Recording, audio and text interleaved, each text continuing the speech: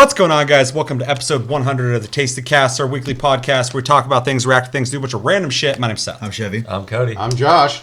And I'm Chris. And it is episode 100 of the Tasty Cast. 100 great episodes, 100 great conversations. I want to thank everyone here joining me on this awesome occasion, and everyone who's been a part of the channel, whether you're new or you've been around for a long time. We appreciate you guys always coming back and talking with us. Tasty Cast is definitely kind of the pinnacle of this channel where we have the best conversations, and I always enjoy doing this. So 100 episodes, here's to 100 more. Quick reminders to make sure and download and play. You don't got a whole lot of time left to play Batman Arkham Knight and Darksiders 3, both offer for free on PlayStation Plus. Make sure to download those, play those, and come back at the end of the month for Plus Club. Let us know what you thought of those games. We'll let you know we thought of those games. And our game of the month picked by Chevy in honor of the release of Iceborne is Monster Hunter World. Make sure to play that if you played in the past. If you plan on playing in the future, do it. And then we'll talk about it on Game of the Month and have a longer form conversation. It's something we've been kind of... I'm sure a lot of people want to hear what we have to say on that game, but it's our game of the month. We got some rules around here, so we're going to wait and have that long conversation at the end of the month.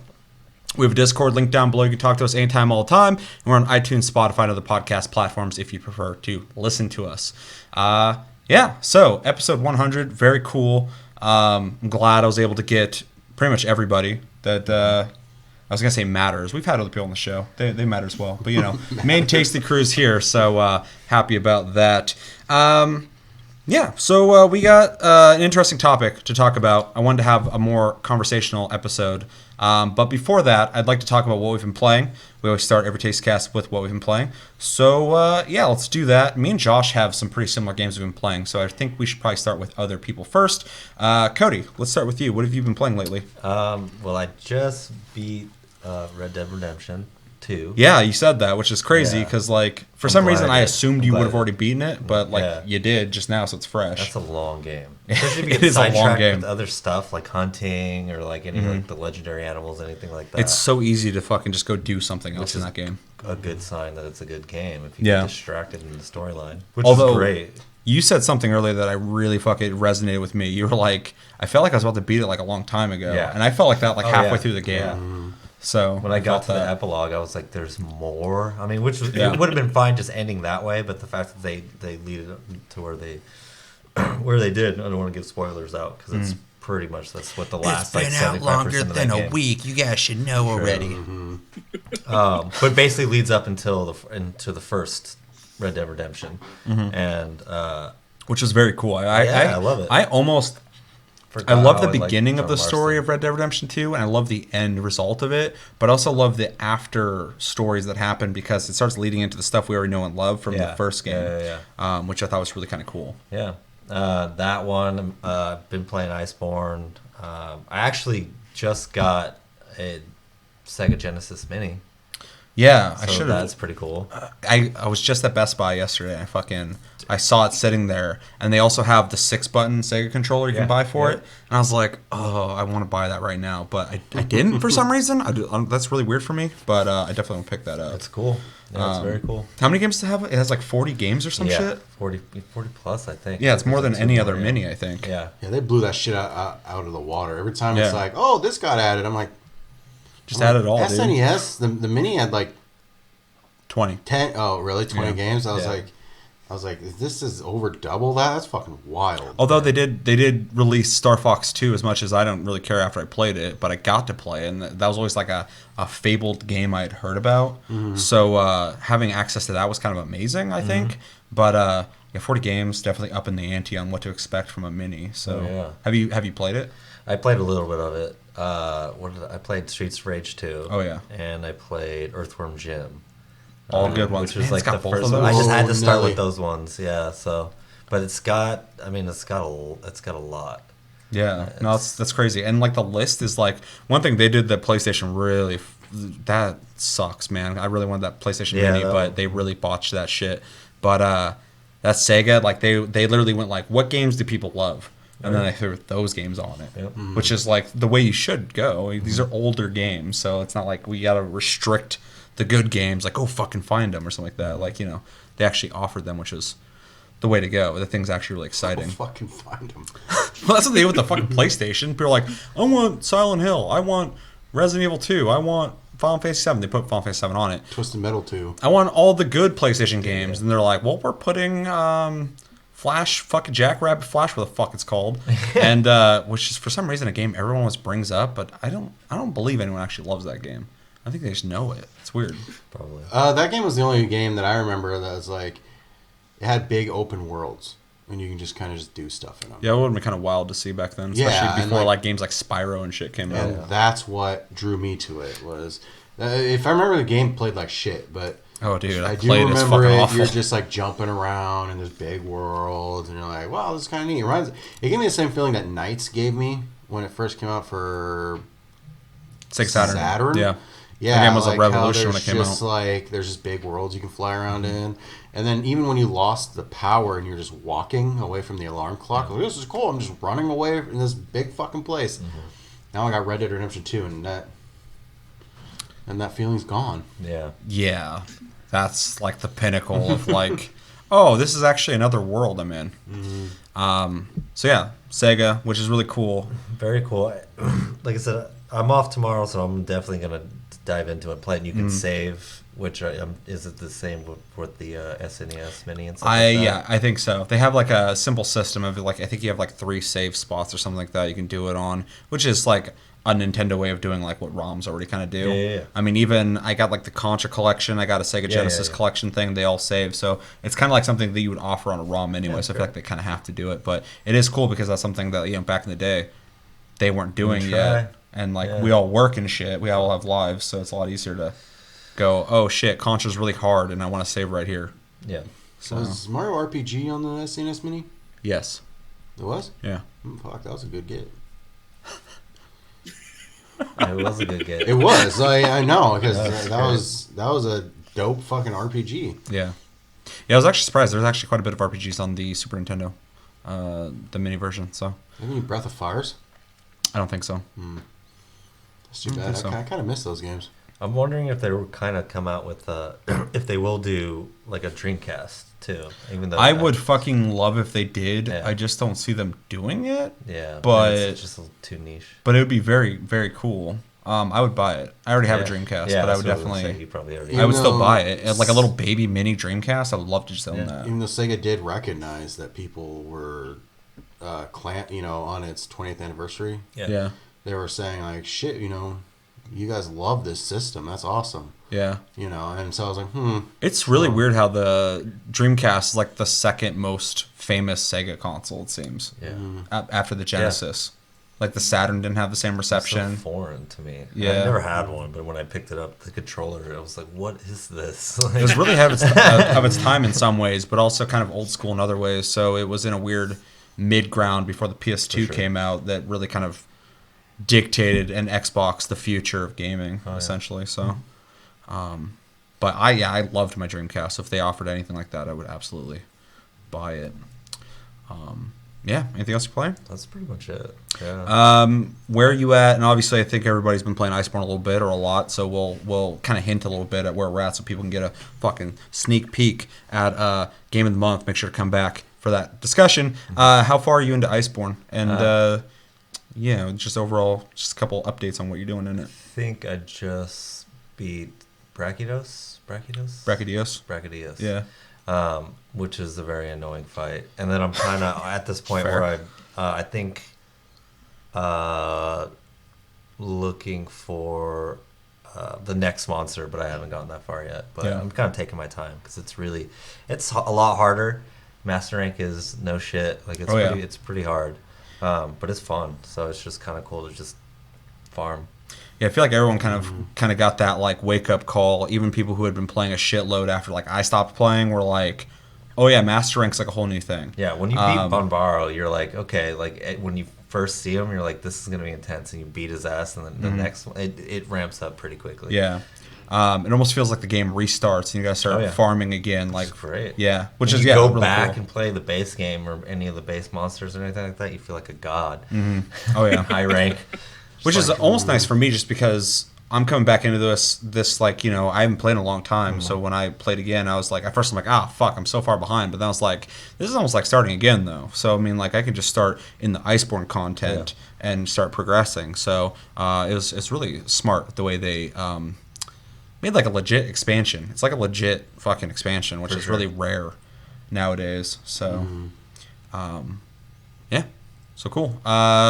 Any sets you're working on or any armor or weapons? DPS right now. Yeah. Just getting that hammer up. I basically just like plow through. That's how I did the base game. Is kind of just like work my way up and just kind of as much damage as possible, and then start. So you use the hammer then? Hammer. That's yeah. I started out as a Switch X player and then moved to bow, and then hammer, and then sometimes greatsword.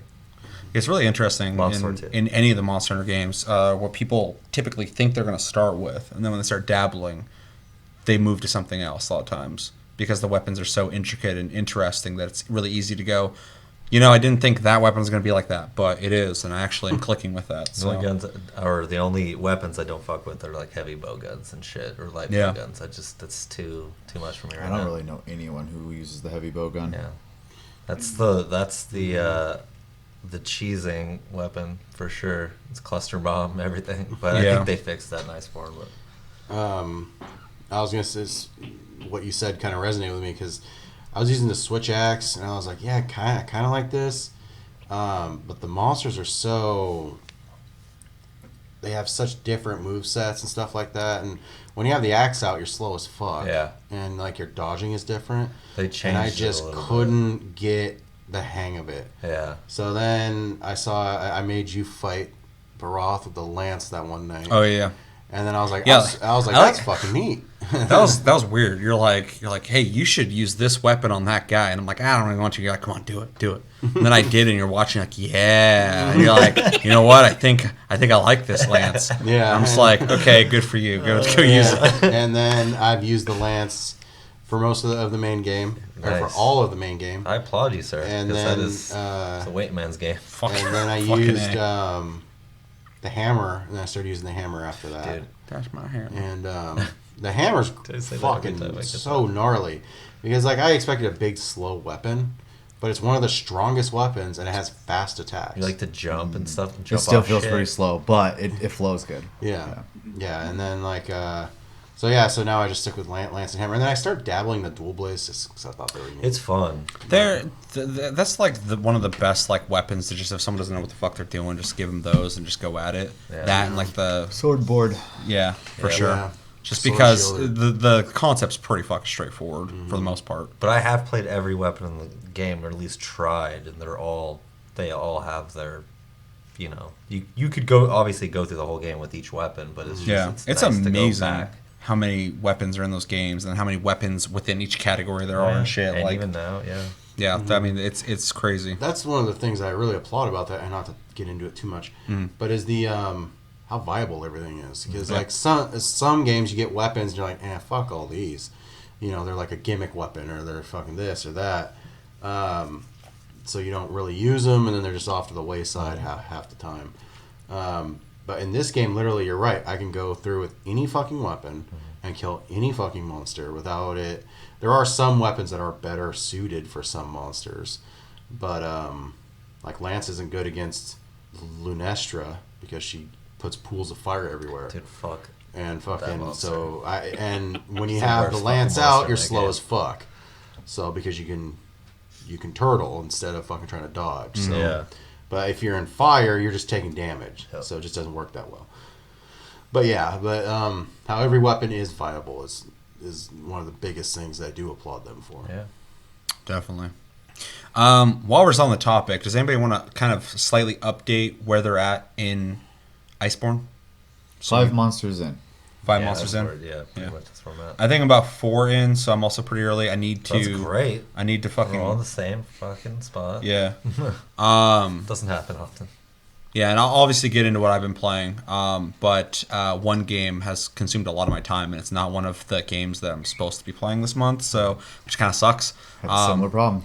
Yeah. So But I have played all 3 games quite a bit. I do want to play more Iceborne though, and I wanna set out a weekend where I get people in the community just coming in and fucking. You guys can just kill the monster for me. I don't give a fuck. But yeah, I want to play with the community and just do that because I always say I'm gonna do it and I just don't do it. But fucking. You also need to be on at the same time as like me or Chris or something, and like give someone else the ability to invite people into the. Was a clan in that game? Yeah. Guild. Oh yeah, I thought I gave somebody that, but I guess I didn't. Yeah, I'll have to do that. Which I need that shit, dude. Is there people who are not in it? It's literally the 3 of us and Josh, I think. There was somebody else in it too. They must have left. Asshole. I don't blame you. But yeah, so I'm like 4 in. I've pretty much been grinding out to try and prepare for the content of Iceborne.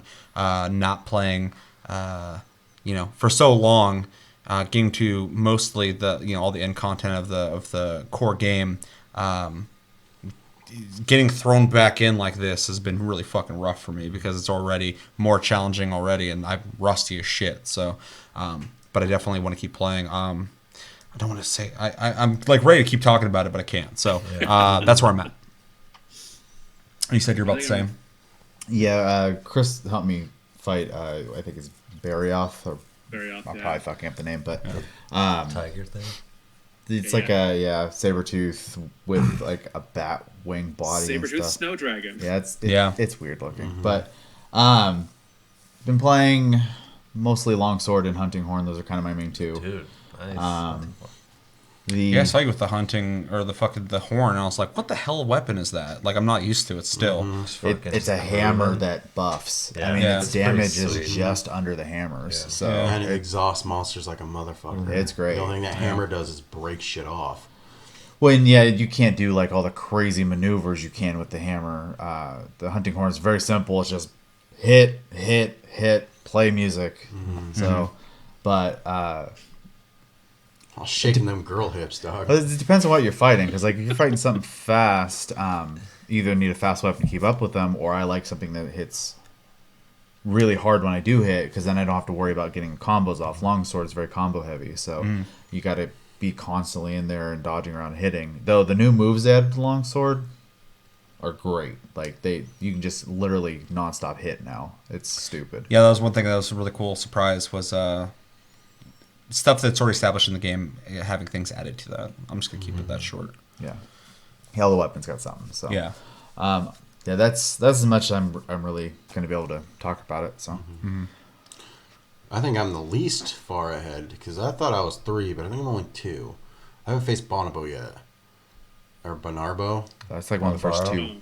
Yeah, I know. Bonbaro, or Well, what because Beototis wrecked my ass all over the place, Yeah, he can be. and I did kill him with the hammer, but I was like, that was way harder than it fucking should have been, for a stupid ass fish monster. Because the other 2 sucks, or the other 2 were easy, but so I was like, I'm gonna get some better weapons. So now I'm grinding for the Xenojiva Lunestra combined lance.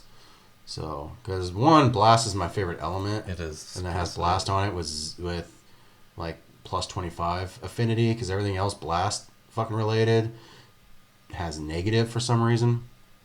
But so that's what attracted me to that. It's just a better lance than I had. So, because I had something from Kolv, Teroth. I'd say if you get comfortable enough for one of the master rank ones, you should probably just make a master rank weapon. Lance, yeah. Because it's just going to be better. Yeah, that's what I started doing as soon as I started. It's pretty sweet. Yeah. That's probably a good idea, because Fucking when I went big against ass Beototis with the lance, I was like, all right, this is a lot fucking easier. Yeah, that's what I was saying. I'm almost treating it like starting over again. So I started with master rank, and I'm like, I'm okay. wearing bone armor again. Yeah. So Yeah, I was like looking at the Jagras stuff, and I was like, oh, this is better than what I have. a lot And better. I had like the Geralt shit on, which is really good. It's super good. Yeah. That's in fact a lot of guides when I was looking at like what should I be prepping for Iceborne with and shit, and people are like, oh, the Geralt armor, it's great. And then like after the game released, people are like, you should probably start just getting master rank shit. I'm like, yeah, that makes Trash sense. and armor, dude. Yeah, my biggest issue with the Geralt armor is you just literally turn into Geralt though. So like, I don't have any. Geralt's cool. Fun. Yeah, but do the you guy hate I created, fucking, I don't get to see him. I I'm get just that seeing completely. Geralt. Yeah. Yeah. So I enjoy seeing my guy because I don't have my helmet on. I have it on, but in my options I always have it That's off fine. because Yeah. it's just in a fucking helmet the whole time. I'm like, oh, I'm just looking at night for some reason. Or whatever the fuck I'm wearing. And we could literally do an entire episode of that game, and I'm sure we will. Yeah. Well, Game of the Month, we're going to be talking about it at fucking Yeah, length. obviously. So, Chris, where are you at? What are you doing? What's your goals in life? That's a Oh, big don't question. ask me that question. That's a hard question to answer. Yeah. Better answer it. I'm at the same spot as Chevy, only because I have 9 sets of armor right now. Of all the I new could- stuff? Yeah, I Okay. went back and beat all the older monsters at the master ranks and collecting their armor. Oh, dude. I was that's thinking pretty about doing smart. that, but Yeah. I also wanted to like Fucking dive crack it. in. Yeah. So I was like, what do I do? That's a whole nother. Yeah, yeah. that's the thing. And then like, You gotta take a and week of then I vacation for thought that about it, shit. and they're Yeah. like, oh shit, they made master sets for every fucking Yep. monster. Everything. Everything. Yeah. Including the new ones too. So Yeah. yeah. That's like That's what I'm 30. doing. That's what I'm saying, sets dude. of new armor. Master Rank's a new fucking game. Like you just got to start over, pretty much. It's which I like, but I had to like recalibrate my mindset for it because at first I'm like, oh, I'm just moving up, and now I'm like, I need to get into Master Rank so I can fucking start progressing. Yeah, I was gonna say, do you know how long I didn't give a fuck about fucking Puke? And now I Yeah. see him, I'm like, ugh. Because he's gonna master rank my ass in. Monster's doing all sorts of shit to your ass. But yeah, that's what I've been doing is collecting all the armor sets before I progress too far in the story. Yeah, that sounds like a And, Chris thing. Pretty much. I need And all I've the been outfits. Sword and board this time. Oh, really? Yeah. Yeah, when we played a long time ago, you were using the fucking horn a lot and something else. Charge blade. Yeah. Charge blade. He's using Charge Blade? Yeah, he did. Big charge blade user. Huh, I remember did that. start to use that, and I was like, I just can't get this thing to fucking move the way It I doesn't need it work to. for me either. Yeah, I just can't fucking do it. Can you put this up there for me, please, and thank you. So yeah, sounds good. Life plans, life goals. Sounds really good. Monster Hunter, huh? Any other vague stuff you guys want to throw out there that's not too much like, I love it? No? Nothing? I like all the throwbacks. Definitely, yeah. And I feel like everybody's gonna be on the same page on this, but I and we'll talk about this obviously at way more length when we do talk about it. But We're talking about it now. at the very exactly at the very least, Iceborne is a full expansion, and it's been really cool to for any game dive into a chunk of content like this. It's a rare thing nowadays, and so I think Capcom's just really been nailing it with a lot of the decisions they've been making for their games. I need So. to experience more of the community aspect of Celiana too, because I haven't really done that. Because when I first go through the game, I'm always kind of like just single player, just want to play through it, and then get to that Oh, I point. SOS constantly. Really? Just to have people join. Yeah. That's cool. Yeah, if I'm like, fuck it, and if I'm hunting like an old monster or something like that, I'm like, pop, and then Yeah. somebody from Japan always joins. Oh yeah. There's a lot of Japanese players. Yeah, that's a rare They're treat. That's the one In thing most about games. that game too. Everybody is nice though. Everybody I've run into is so nice in that game. Yeah, I've never been bitched out or No. anything like that. Yeah. Yeah, the way I'm really weird about Monster Hunter in the sense that like every fight, when I first fight a monster, I want to be able to fully experience it and learn the moves and stuff on my own. And a lot of times if I play with people, they're very like quick to be like, They hey, you know gotta do what- this, this, yeah, and this. yeah, yeah. And I appreciate the help because people want to fucking like do it efficiently and shit. But like, It's nice when you but I'm become really that weird about person. like I'd like to experience stuff on my Yeah. own for just a Oh, yeah. split second. But then yeah, right after that, if the thing like fucking murders me, wrecks my ass or whatever, I'll be quick to invite people in to help me. So And you could help if people who do help you, you get like charms and stuff like that thing off your weapon, and I'm like, that's badass. although I'm about to open just the floodgates to the community and just be like, all right, I need 3 hard fucking hitting people to just come in and just wreck shit. True. Just protect me. Protect Senpai. I got them attack boosts. You're just not gonna fight. All You're the just way gonna up. be like, help. Like, fuck the experience. I want to see how quick you guys can kill this guy. I got a You need to put on the deco. challenge mantle so that you're taunting the monster at all times. There you Just go. run in circles. Protect me! Protect me! Protect Senpai! I was gonna say some of the decos in Master Rank are fucking gnarly. Yeah, it changes the whole game. In the beginning, if you get good ones. I'm not gonna bring. I'll bring it up at the end of the month. All I'll right. say I got a Deco story actually. So Sweet. Yeah, even though this is just one game that we're talking about, let us know in the comments where you at in Monster Hunter. I know a lot of you guys are playing it. What are you using right now? What armor sets do you have? Which ones are you really digging? And what would you suggest us go after and do? What's the best shit in the game? Let me know in the comments below. Yeah, so what have you already said what you've been playing? We talked about Iceborne, so we can all skip that now. Let's jump into Chevy. What have you been playing lately? besides Iceborne, Final Fantasy 14. Oh, that's surprising. Yeah, that's it. Blowing my mind. What's going on in that? What's going on with the clan that or the free company that everybody should join on Crystal, Coral, Taste Loot Gaming? That was all of them. Join it. Play Final Fantasy 14. It's one of the best MMOs out there right now. Leveling my Free plug. Black Mage so that I can have a caster if anyone. To keep it kind of vague, at the end of the game, there is the ability to get more story revolving around characters you know from before in the game, but you have to level one tank, one physical DPS, one magical DPS, and one healer to get the entire story. So I've done 3 or 4 of those. I'm trying to do the magical DPS right now to finish that story. Other than that, I've been going back to 2.0 content or original game content and getting one of my relic weapons. I just kind of went through my inventory. I was like, oh, this thing I never finished. I should go do that. And then that's what I've been doing. So, and it is a long process, and I can't believe people did that when it was legit. So People do some fucking crazy shit. it would have taken forever. I'm It's never crazy. surprised anymore. Game will come out and someone's like, I'm the highest level ever in like 24 hours. And I'm like, It's like I showed you that now. Jesus, man. It's Which one? The black they're called Amaros or whatever, but they're like these black like chocobo looking things. Oh, yeah. Yeah, you only get that if you have everything at 80. wow. Yeah. Wow. Wow.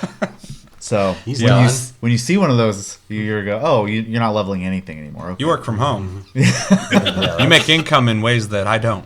Yeah, exactly. or you don't. I'll say I'm working on Or my you don't make income. fourth Yeah, maybe you're 80, just chilling. and I feel like I play a lot. So Yeah. You play a lot, but Well, that not like... You play a lot when you have the time. I feel like you'd be playing if you didn't have to work, though, for sure. I'll probably. A lot.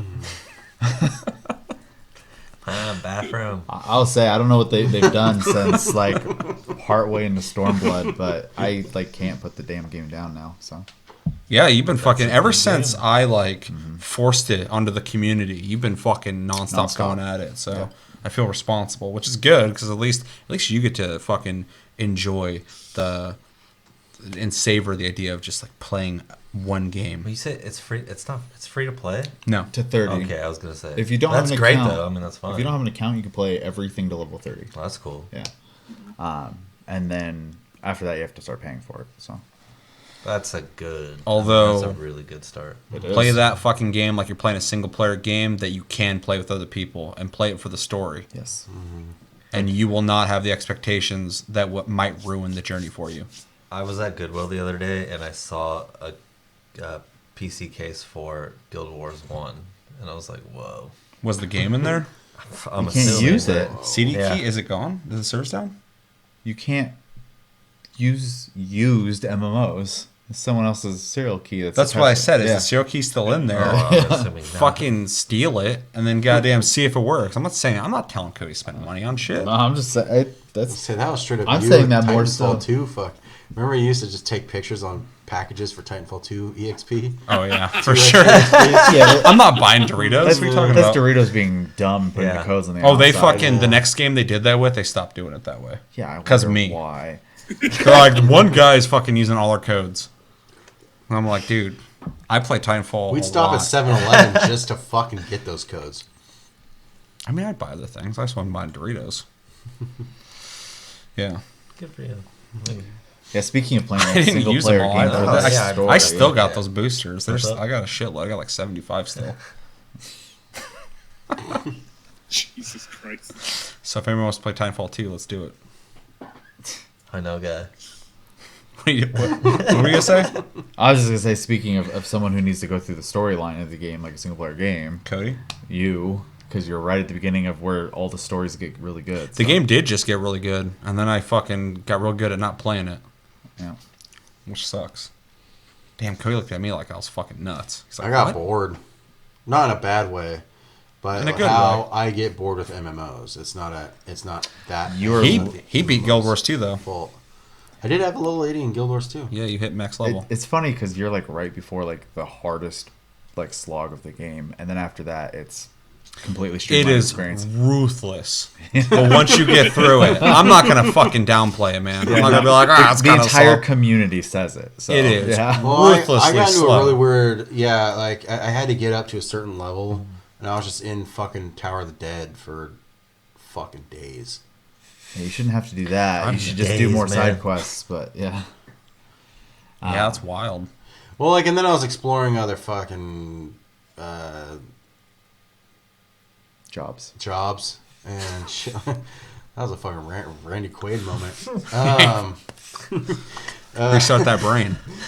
Yeah, I got bored with jobs, I didn't get bored with Black Mage, but I wanted Got to bored play with you. something different. Okay, I got something really interesting to say about that. The two people I know who played Black Mage couldn't get through the game, so not a good starting job apparently, because Keith had the same problem. Yeah, Keith. Oh, really? Keith is literally. He plays Keith MMOs. has literally sworn off the whole fucking game. He hates it. So I don't think Black Mage is a good starting job. I'll never apparently. play it again. Yeah, I had a lot of fun with Monk. Playing Oh, Monk. you I was did? like Yeah, level me too. 45 in Tower. Let's Tower talk of the about Dead. Josh. And then like I was like, when I first started playing Final Fantasy, I played a tank. I was like, this is fun. They've made them brainless now Yeah, I was like, this is in a awesome. good way. He said that like I needed the help. Yeah, No, I was gonna say something, but I've been saying a I know. lot. I'm just so. they literally aggro is now an on and off switch. Yeah. That's what Really? what you were saying. Yeah. That's interesting. Yeah, Yeah. it was needed. I mean, that's the way you got to do it, though. I mean, like, fucking otherwise, you're just... The role's defined and has been forever, so to be like, oh, I gotta keep that going, like, just turn it on. You'd have no idea how many times I'd be like, fire 4, and I'd hope that they'd keep aggro. Because, like, all of a sudden I'd hit, and then everything would be like, oh! So Like, you could probably literally hit something with flare, and I could just turn tank stance on, heal myself, and all the monsters would go, fuck that guy, and come after me. So they don't care about how much damage you're you're just doing sitting there, anymore. healing, your mama dresses you funny, and fucking, and they all just come after you. Playing guitar. But yeah. That's the healing motion. So what we gather out of that? The Black Mage is a no-go. If your name's Starting Josh or Not a Keith. good apparently. starting. There's an on-off switch. I mean, are you having fun with Black Mage? That's brainless for Not, Josh. not especially, actually, no. I had fun in the world completing quests because I can just wipe out mobs really fucking fast.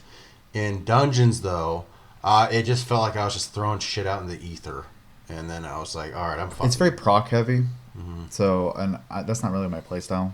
I like more combo based stuff, so Monk. melee works for me a lot. Yeah. But Red ranged physical also, I think will work really well because it's very combo heavy as well. Though I think, is it machinist or bard that one of them's proc? I thought so. Oh no, machinist used to be. Machines used to be Very proc heavy. They fixed it, so I don't know. That's the one category I have not leveled anything in. So Oh, like a bard? bard, machinist, and dancer. So Chris is 80 dancer. Chris didn't quit. Fucking little. No, not at all. He's on pretty much every day. What keeps you guys going? Let's not talk about the people who leave. Let's talk about the people who stay. What's Yeah, keeping you let's- in that let's game? Get into this. There's too much to do. Yeah. Like, I mean, it's, and I've never. That's the fucking thing, dude. Like, I play that game, and I'm like level whatever the fuck, and I'm like wherever the fuck I am in the game, and there's all this shit that's unlocking just now, like a JRPG would. Oh, yeah. Not like an MMO, like a JRPG. So, like I said, I really emphasize this is a Final Fantasy game Yeah, that it's you a play Final with your Fantasy friends. This is the best way to think about it. Don't go into it going like, I gotta get the end content. No, just play the fucking game. Check out the story, dig it. People are saying that the newest expansion story is like one of the best Final Fantasy stories out there. That's crazy praise. Even if they're fucking half right, that's still really fucking good. So, yeah, just that I don't know. I'm going off on a whole thing when it comes to like where the fuck you go with it. So playing it, fucking like all this, like I'm still this far into the game, and fucking there's things just now unlocking shit. I don't know what the fuck's even going on. So when you say there's too much shit to do, I'm wrapping around. I know where I know where I'm going now. It's the same with. There's so much shit in that fucking game. Yeah. That like I'm still like I'll be playing the game and I take long breaks and I'll come back. Anyone who knows me fucking knows I'm hopping around a lot. So when I come back, I'm just playing and I'm like, Shabby. And he's like, what? I'm like, come here. And he comes in and I'm like, what's this? And he's like, this is blah blah blah. You want to go over here and do this though first, and then make sure to do this and this and this. And I'm just like, okay. Fuck whatever that was. I didn't even fucking figure it out. I'm gonna do what you told me to go do. I'm gonna go do that. I'll say simplify for anyone who's interested in playing the game. The main scenario is always listed in a little very like big graphic that you can just click on. It'll open the map on where you need to go. Do the main scenario first, and any quest that has a plus symbol in it, because that unlocks game features. Yep. All the other side quests you can come back to at any point in time. They're not necessary. So. See, now you brought up, you say a lot. You're like, I don't like open world games because you just look at the map and you're like, fuck, there's too much to do. Right. That's the same reason I don't stick with MMOs. Like it's the same thing, just flipped. I enjoy open world games, but like MMOs, I like look and like when I first got, I think I was starting to do like armoring, blacksmithing, and then you're like, yeah, that goes up to 80. And I was like, what? Crafting is literally just another job. Yeah. And it's like another class. Yeah. And then those 5 classes are a whole other fucking game pretty much. In fact, they're getting their end game next month. So. Yeah, and like, and I was like, what in the fuck? Like, there's just, to me, I can't quantify fucking everything that's happening. There's a lot to that game for sure. And like, so that's why I'm like, all right, I'm kind of just, How do you think I feel? I have no idea what the fuck you guys are talking about at all. Well, I barely do, and I'm talking about it. I always emphasize to people, and like you brought up too, it is a single player game. Play the storyline and go through the storyline. You gotta go into it as a Final Fantasy fan or an RPG fan first before an MMO fan. And I don't mean that to keep people away from it. We constantly are trying to sell this game. Fucking Square Enix needs to like start doing something for this channel. Selling just fine right now. Sure, but we're always just like, hey, you should play this game. Here's why. But it's an interesting topic to talk about though, because it's not like other MMOs. And obviously we have 2 people who play the game very often, so it comes up often. And I want to just let people know that like I think people go into that game with the wrong mindset, and for good reason. 99% of MMOs are a pretty similar experience with specific things you might dig, whether it's the story, the visual style, or the classes, or the people you're playing with. Whereas, like, you know, it took me a while to start learning, and that's just people didn't even tell me this shit. This is just like something that started just working for me. Looking at this game this way, especially playing, you know, single player JRPGs, I was like, this is a JRPG. This is just a fucking JRPG that other people are in. And I can go do dungeons or like quests with people if I want to, but like it's story driven. You can't progress in the game. The level is not the progression; it's a part of it. But the story, there's specific things you have to do to get through that story, and that's how you progress through the game. Is the story, the storyline's being like told or whatever. And so in that sense, it reminds me of a single player game. And so anyone who's jumping into that game, I think you have a better chance if you're a Final Fantasy fan, a JRPG fan. Or if you've played JRPGs, be like MMOs, view it as a JRPG before you jump in. If you're looking at it as like just another MMO, you're gonna play and go, "What the fuck?" Because it's not the same. But it is. I mean, the only counter I have to that is, and it's completely. Ooh, are we gonna debate? No. The expert But versus the guy who barely plays. I'm just saying that if you are just not interested in the story at all, they have level skips. You can buy a level skip. Spend You that can be money. 80. Spend that money. So, Daddy fat sacks. I do not recommend that at all, though. If you don't give a fuck, I recommend it. You're never gonna give a fuck. You never did. You never will. And that's on you. Yeah, I mean, if you're gonna skip any of it, maybe the 2.0 stuff, and it's kind of a shame just because there are Shadowbringers has a lot of references to 2.0. So, what would you recommend Cody do? Yeah.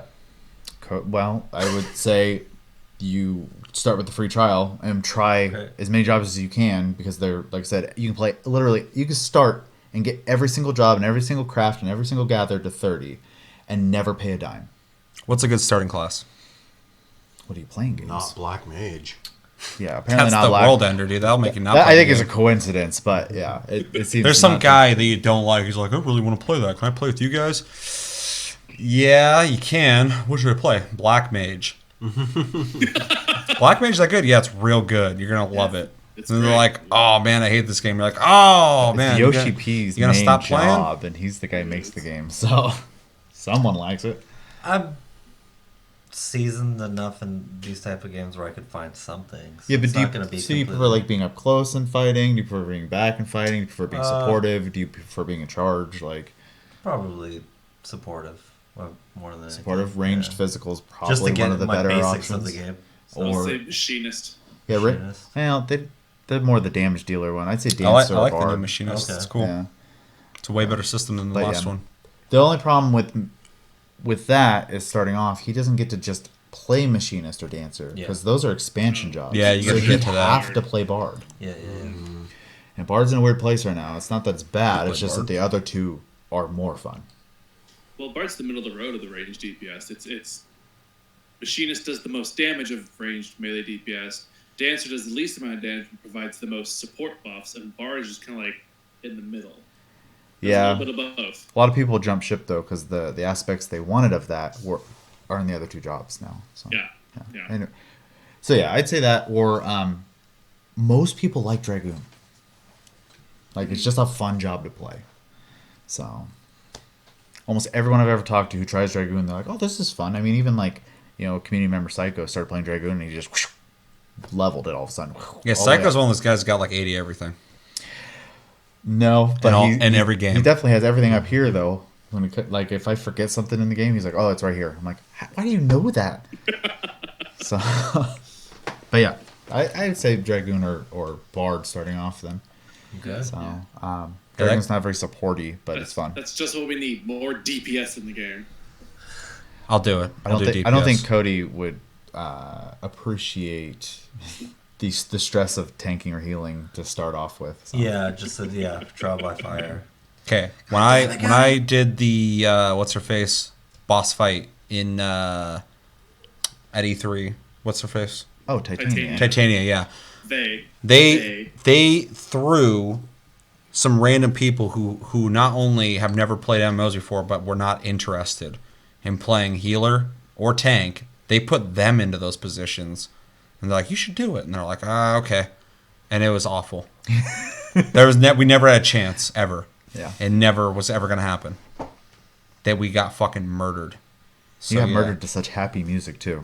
Yeah, it was a cool experience. When I realized we were never gonna even get fucking close to beating her, I was like, I'm gonna try and take as much from this as I can. Yeah. I was like, this is an interesting fight. I dig this. An oversized bag. It's very big. It's a big fucking bag. And an Just oversized one bag bag. to roll them all. Yeah. Fucking A. And then they were just giving them out the last Yeah. day.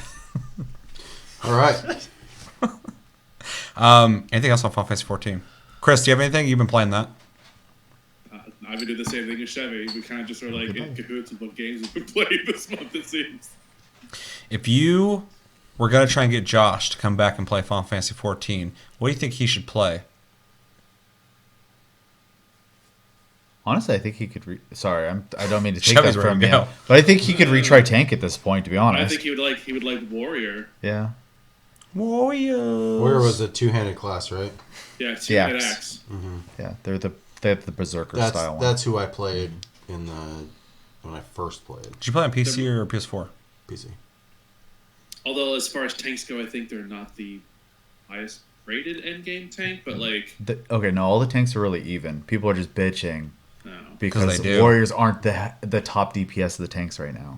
Yeah, me. So Exactly. It's when I still hear an people interesting bitching, I do the playstyle. same thing. yeah, all the I think tanks you'd are pretty enjoy it. even right now. So And since they changed it to just be an on-off switch, it's not as stressful as people make it out to be. I'll say I played in level paladin to 80 and it was fun. So Most of the stress back in the day was trying to keep threat off everybody and just like spamming everything you had just to keep it. Now it's just like meh. yeah, pretty much. And most of the dungeons, especially if the story-based ones, the mechanics aren't too crazy. So Yeah. Yeah. All right. Well, Chris playing it. He's doing the same thing you're doing. The exact same thing. You're doing. done Exact with same thing. what you've been playing. That's pretty much all you've been playing. Just those 2 games. You didn't play anything else? No. I thought about playing some other games, but it just didn't happen. Yeah. You've also been dabbling in streaming. It's gaming related. So Yeah. did you throw that link into the... It's been in the description box for a while. I just haven't been saying it. So yeah, if you guys want to check out Chevy playing Final Fantasy 14, seems like, make sure to check out that. I did get a capture card for console gaming too, but my Yeah. PC is not playing very nice with it. But Yeah, we've just done so many episodes where you haven't been streaming, so I just want to let people know that's a thing as well. So, yeah. Chris, what have you been playing? Well, all the games Chevy's been playing, the Plus games, so I've been dabbling in Darksiders 3 and Batman. Arkham Knight. That's the one. You will say it by its. damn. You're really quiet on that shit. You will say it. I am the night. Without talking about too much, obviously, how far into Darksiders 3 are you? Because I know that you've played the prior ones and you like them. I've beaten, I think, 3 bosses? Oh, so you're further than I am, I think. Something like that. Yeah. Yeah, something like that. 3 bosses. Do you think you will have the drive to want to beat it before we talk about it? Maybe. Yeah, it sounds like maybe because we got like a week left. So I was thinking about it in my head too. I'm like, am I gonna do that? Play them. I knock him out You early. haven't played Arkham Knight yet? It's really good. I played the last 2 games. Yeah, this one is just, it's different, but it's good. I remember I had the problem with it that I'm hijacking, but when the game first came out, I bought it for PC and it was so jacked, like when the whole... Oh, I remember that. Me and you both had it on Yeah. PC, and for some reason I was like one of the only people on the planet that didn't have an issue with that fucking could game. play it, Yeah, I was working fine. I'm like, oh great, and then you were complaining about it, and then I looked in like forums and shit. People were like, this game doesn't fucking work. I can't believe this shit. This is a ripoff. I'm like, oh man, this is getting really bad. Like you even said you're gonna hop over and buy it for PS4 or something like that because you wanted to play it. Yeah. And you couldn't fucking play it. I'm like, that's shitty. Didn't you get the game for free too when you Yeah. bought your graphics card? Yeah. It didn't pay for it, and It worked It worked. fine, yeah. And then the people who went out and bought it, they couldn't play it. I'm like, that's not good. Yeah. That's not good for Rocksteady. It just cost you a few $100s. Yeah. It kind of left me bitter for a little bit, but when I did play it, I was glad I did. And I'm like, Yeah, this is for sure. amazing game. One thing I'll say about that game, without saying too much, but just this is more so the thing about Rocksteady, is they are a very high tier developer that doesn't get enough praise, and very, very ambitious. And they're one of those companies that go, let's do it, and they do it. They don't go, it's too much. Like I'm playing that game and I'm just looking at it. I'm like, everything is fucking detailed and looks gorgeous in this game, and it plays really well. Everything, it's crazy. Like, where the fuck's Rocksteady at right now? What are they doing? Whatever the hell they're working on is going to be stupid. fucking SWB. The I know, developer SWB for shit. Origins are like teasing something, so everybody's kind of like on hype on that. So I don't know what that is. Yeah, I'm but not really a fan of those guys, but Yeah, that game was kind of weird. yeah, but It was fine, but yeah, wasn't as good. I remember still playing the first Batman game that Rocksteady made, and it was fucking insanely detailed, beautiful, with like all this like great combat, good storytelling, and just everything about it was just like top tier amazing. And I was like, I'm not even like, admittedly, a huge Batman guy, and I was playing. I'm like, these motherfuckers are like in with the big leagues when it comes to like the biggest developers. So, you know, that we haven't heard from them in a while, I only can assume they're putting years into some game. but there's like a rumor where they're doing a Superman game. I thought they were. I heard which rumors is about shit too. crazy to Yeah. think about. I mean, it's just Yeah, if anyone's like Superman game coming out, I'll be like, okay. But Rocksteady, whatever they make, I'm interested in. So, I mean, me and you played fucking Urban Chaos back in the day. It's not the same pedigree as fucking Batman, but it's fun. So they know how to make fun games. Yeah, what were we talking about before Batman? Oh yeah, you were scolding him about how he's Not remembering the name. Arkham Knight. he will say it. Yeah, that one. And I've been playing Overwatch lately. oh, Wow. dude, Back to the Overwatch, huh? I've been digging the Sigma like none other. Really? I love him. He's probably my favorite hero right now. really, Wow. that's crazy. Although he just got a big nerf, and I haven't played it since he got the nerf, so He's already nerfed, huh? yeah. I mean, he hasn't been out super long, but he's also not like brand new anymore. So Did we watch a video on Sigma? Because that's drawing a complete fucking blank. Yeah, for me. he's So we could send the out He's the floaty crazy footman. yeah. yeah. He actually had kind of a cool story video. I thought it was neat. It was kind of like horror-esque. It was kind of creepy. I liked it. Nothing. Well, look at that. Yeah. I saw a fucking. I got Diva back there Dude, somewhere. I got a Diva, the Lego one. Have you seen that? I didn't know Dude, they had yeah, Lego ones. I built it, and that one and the Reinhardt one. That's pretty sweet. Yeah. Yeah, they got one like this yeah. Diva though. That's the fucking Hammond or whatever the hell, the chubby dude in the ball. Oh yeah. Fucking I was yes. like, yeah, yeah, that guy. What's his name? Hammond. Hammond. Okay, that's what I thought. Okay, so I thought I was being correct. I was like, isn't he Hammond? Yeah. Hammy? They call him Wrecking Ball. That's Ham his Ham? name. I don't call him that. I don't play that shit. I should. I want to play it. I want to play It's with very it. fun. But yeah, I saw like a fucking dope. I'm not even playing the game, and I saw them like I want to buy that. Yeah. Diva is like Diva. That's my favorite one. Just I the look enjoyed at it, playing so Diva. fucking sweet. I saw a really cool play of Sigma use his ult, which kind of brings people up and slams them all down in like a fucking circle, pretty much. And it's everybody was on a point, and he lifted him up, and as he lifted him up, Diva threw a fucking bomb, her ult, into the mix, and just eradicated everybody, and just walked onto the fucking point and just took it and won the map. I was like, that's the way to That go. move's kind of shitty, but it's fun to use. When you're just like losing over and over again, you can just like run through and just drop it on top of the whole point. It sucks and it's a dick move, but it's fucking. Gotta do what you gotta do. Yeah.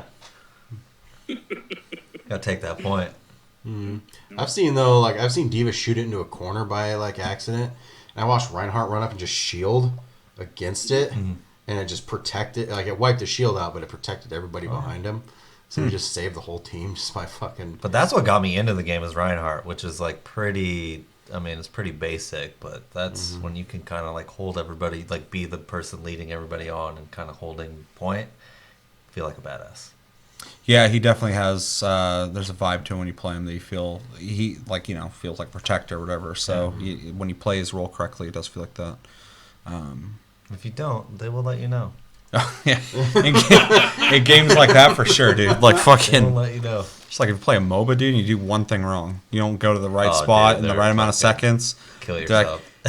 what the fuck, man? What the hell are you even doing here? I'm like, Why are you going fucking mid? I'm I like, would think bro, that was bro, that this is person. the fucking beginner's tutorial Exactly, area. What the yeah. fuck are We're you doing fighting here? bots, you dickhead. And that's Yeah. like you Chill, feel- dude. And when I wasn't like when I wouldn't go into like the competitive one and just play like just a quick match and people would get that mad. I'm like, dude, it's quick match, dude. It's like it's just like anybody can load into this. Like anybody. this is for everybody, man. Yeah, there's like diamond players with Yeah. fucking other players.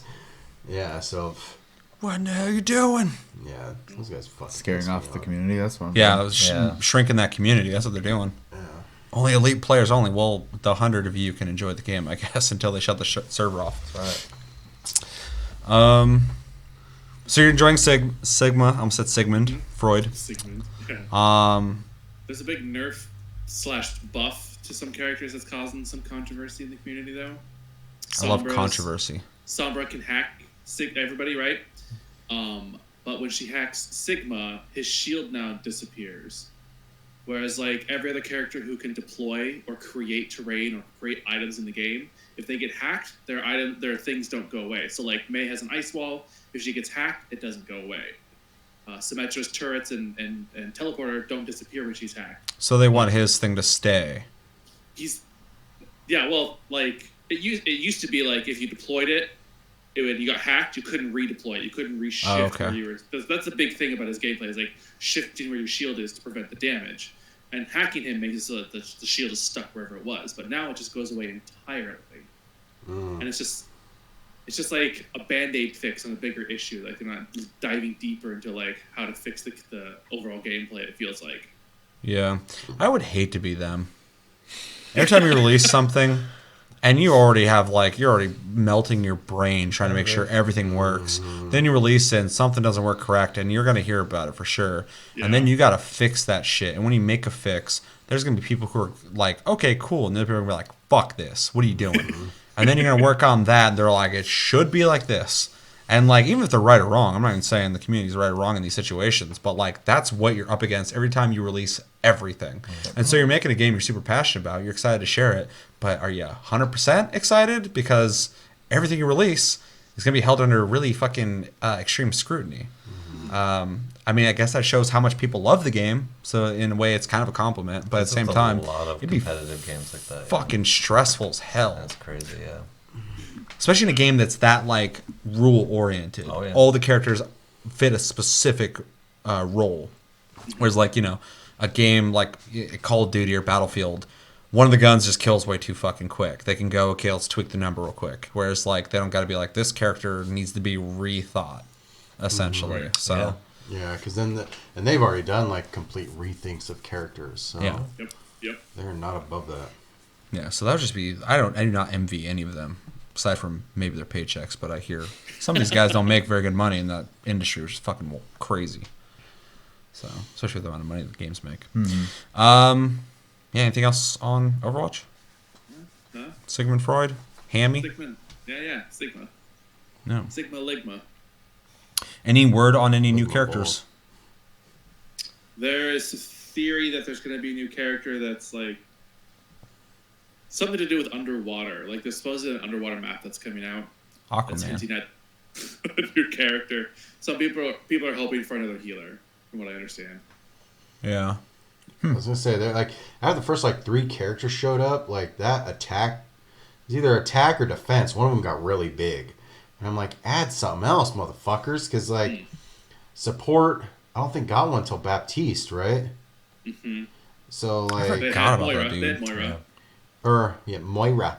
I'm Myra. I don't really know who anyone in that game is anymore. Yeah. So yeah, I guess not. They're all Yeah, the strangers to attack me. pool is huge, but that's because they took like they had like 4 different roles before, and it was like defense, attack, support, and heals.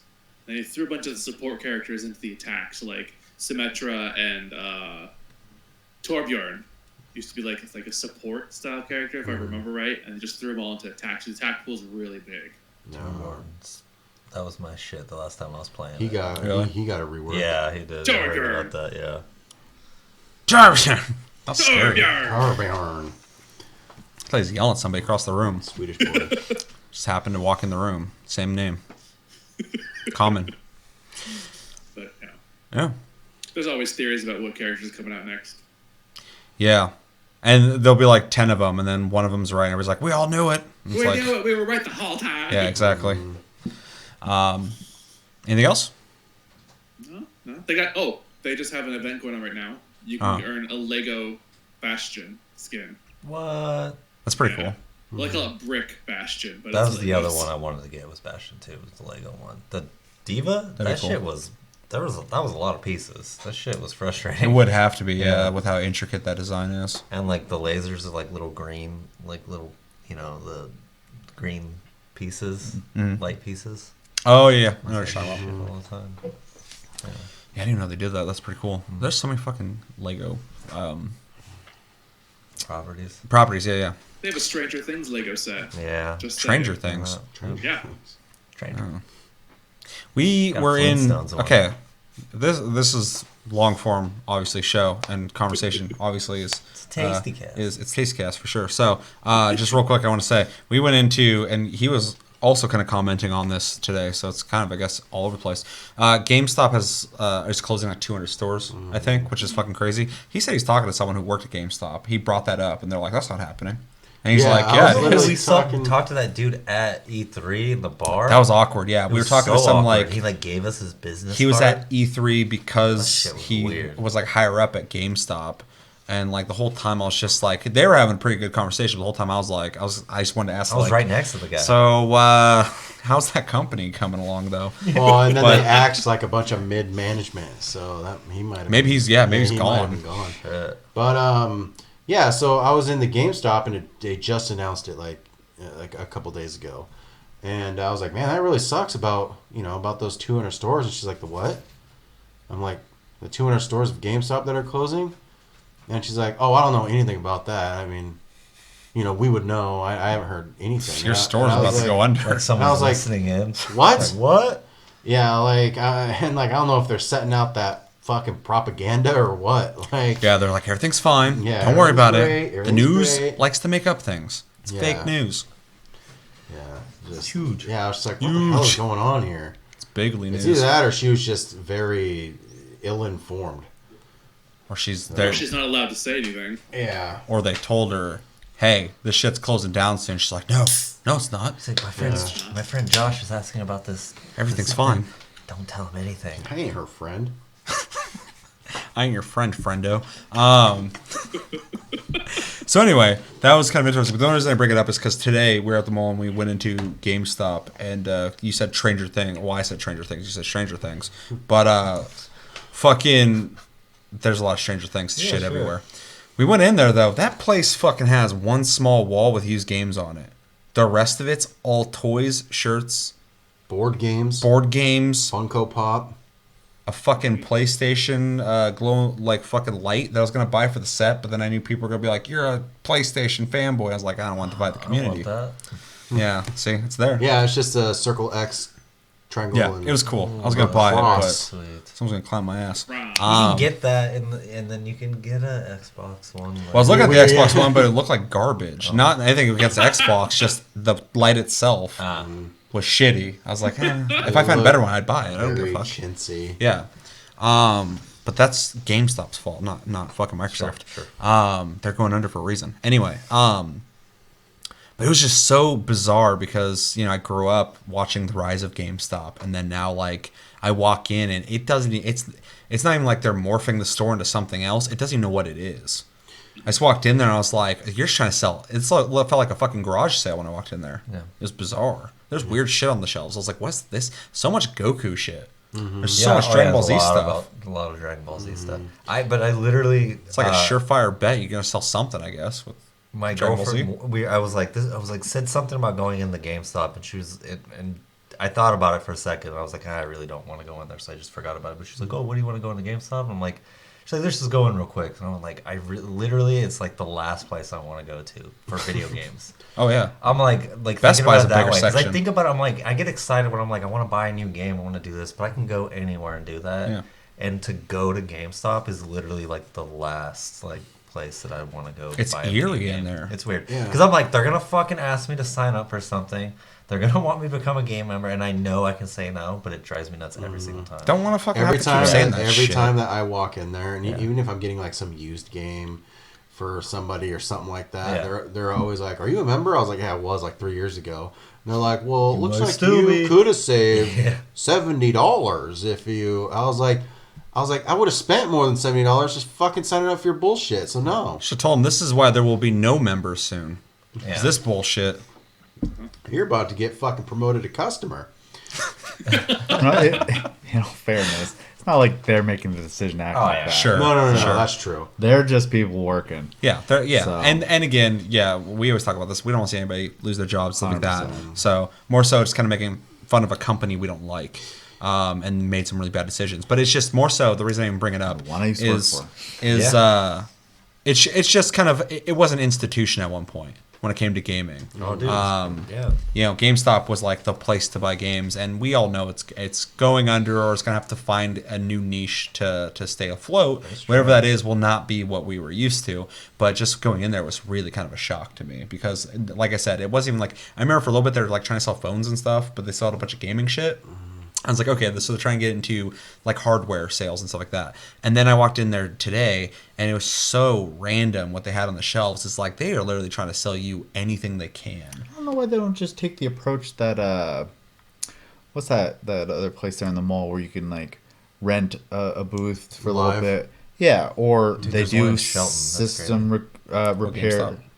Sorry. No, like the live thing. Yeah, there's Oh, a yeah. bunch Oh, of really? them. There's a There's one chain in of them. That kind of makes sense Crazy, though in a yeah. small Yeah, place I was like really that. surprised. I was like, that place is gonna go fucking under too. because it was in I like can't where believe the it's still there. tilt was. That's Yeah. not their big set. The whole thing though is they do repair and customization Yeah, that's- stuff too though. Yeah. Oh. So and I don't mean to like necessarily step on their toes, but if GameStop was smart, they could do something like that. They could still sell games. They could have rental space. They could do repairs and customization stuff. In fact, Funcoland, one of the companies they absorbed when I started working for them, used to sell custom cases for 64s and stuff like that. You could, it's still gaming related at that point, and people like look at all the stuff people buy for their computers to make them look crazy and just glow and stuff. They could do that for consoles too. So that'd be so weird to see them do that, but it would make sense because that's something that the average person's not going to be they're doing. selling fucking themselves. lights and Funko Pops. Like, come on. Yeah. Although, like almost every single store, this is just kind of a general thing, and in Everyone every sells regard, Funko Pops. every store slowly turning into a Funko Pop I'm store. saying they're all turning into selling the same thing. They're What's it $10, called? That man. Lunchbox store. Is that Yeah. Lunchbox or Yeah, Lunchbox. Lunchbox, yeah. Lunchbox. And then I mean that Spencer's, Hot Topic, they're all They're all the same store now. Yeah, it's weird, and that's mostly just because everybody's buying It's like shit a mall online. business. It's like Yeah, one it's all. person's It's just they're just taking pop over. culture stores. Yeah, clothes and pop Which culture. is That's what they're trying to great sell. because I do, you know, I it's when I go into a store like that and I see everything, especially that Lunchbox store where they just kind of like have like a theme here, a theme there, a theme here. Like I like that, but it's almost just kind of like makes me feel like a sheep. Also, I'm like, well, Yeah. this is here and this is placed here for this reason, and this is, and that's where the Dragon Ball Z and all You're that allowed stuff- to like stuff, man. Oh Come no, on. 100%. No, and I get that. No, and I totally get that. But if it's all like if everything that's, I don't know. I say I love Dragon Ball. And Oh, everyone, yeah, me everyone too. loves Dragon Ball. Yeah. Man. Yeah. Yeah. It's just weird that that's something people are falling back on to fucking Oh, make yeah. money right now. I'm like, when? I mean, I know it's popular. When did it get that popular? But weren't they gonna sell retro games too? They dabbled with that, but I Certain locations. when I went in that place, Yeah. it doesn't seem like they're fucking doing anything. From what I understand, certain locations are going to turn into retro GameStop, locations. Yeah, but that was announced before the 200 closures. Yeah. So I really maybe. don't. I feel like that's just a plan they had. I don't know if they're gonna follow through with Did you it. see that weird IGN article where they All got of them? footage of? Well, yeah, but they supposedly had footage of a revamped GameStop store, and it was like they had like sofas and a TV there, and like, So maybe they're doing exactly what Chevy said. yeah, well, like And a safe room for the white phosphorus. Yeah. yeah, Fuck IGN. yeah. But Still out yeah, there. it's just that whole. I don't, because the thing is everybody is going digital. I swore off digital for the longest time, and then I bought one game on it, and the floodgates opened. Like drugs. And I was just like, man, this is so nice. I don't have to change discs or fucking anything. And so now I get mostly everything digital. I buy physical for collectors' reasons now. Yeah. If same. I like the thing, then I'm gonna buy it. Yeah. Plus, I use video games as a commodity. I'd be one of the. I'd pay $60 for a game. It's expensive 4 weeks renter. later, I'd get half back for it, you know, and then Half my ass. and then I got $30 a few. I got $30 a few Yup. times for games. A couple times, yeah. There's a couple good times. You're just remembering the good times. And Great beer. oh no, I dabbled in getting my wallet screwed over, but you know, I traded them in and out, in and out, in and out, in and out, and then now since I'm buying like digital, I'm sitting there thinking. Like later on, I was like, oh, I can just download that again and play it. Thank you. You know, because at that moment I was done with the game, so I traded it in. You had that fucking grip. I like try to take this and you just wouldn't let go. I was multitasking. Yeah, I didn't want yeah. to drop it. Yeah. And I'm not trying to Did interrupt very you. well. Sorry. Yeah, but situation. you know, Like- but now I can just download the game again and play it again. sure. I did it with Assassin's Creed Yeah. because I was like, I'm going to finish this game finally. I never did. I got 2 more levels in, and I was like, yeah, fuck all this. That's Assassin's Creed. Odyssey. Yeah, Olmex I beat that. No one Because else. that game is one of the only open world games where I was like, there's too much to fucking do, and I'm not doing this. Oh yeah, most Ubisoft games, like I kept looking, I'm like, man, they're putting a lot of shit in this game. Man, this is a lot of shit. And I'm playing their next game, like, I beat this game a long time ago. There's whole zones I've never been to. What the fuck? Yeah. And then that came out. I played for fucking hours. The area's huge. And then I got to the ocean. I was like, there's other fucking like places everywhere. Yeah. With like, I was like, oh my god, dude, it's insane. Yeah. Yeah. So yeah, GameStop, very interesting to watch that go under. I feel Digital I was sales are on gonna top. Jump on that because just saying, I think places like that are kind of important just for like the video game culture. Yeah. Because I feel like everything is so online now that you don't really get like you get that experience. I like Super or Smash Brothers games.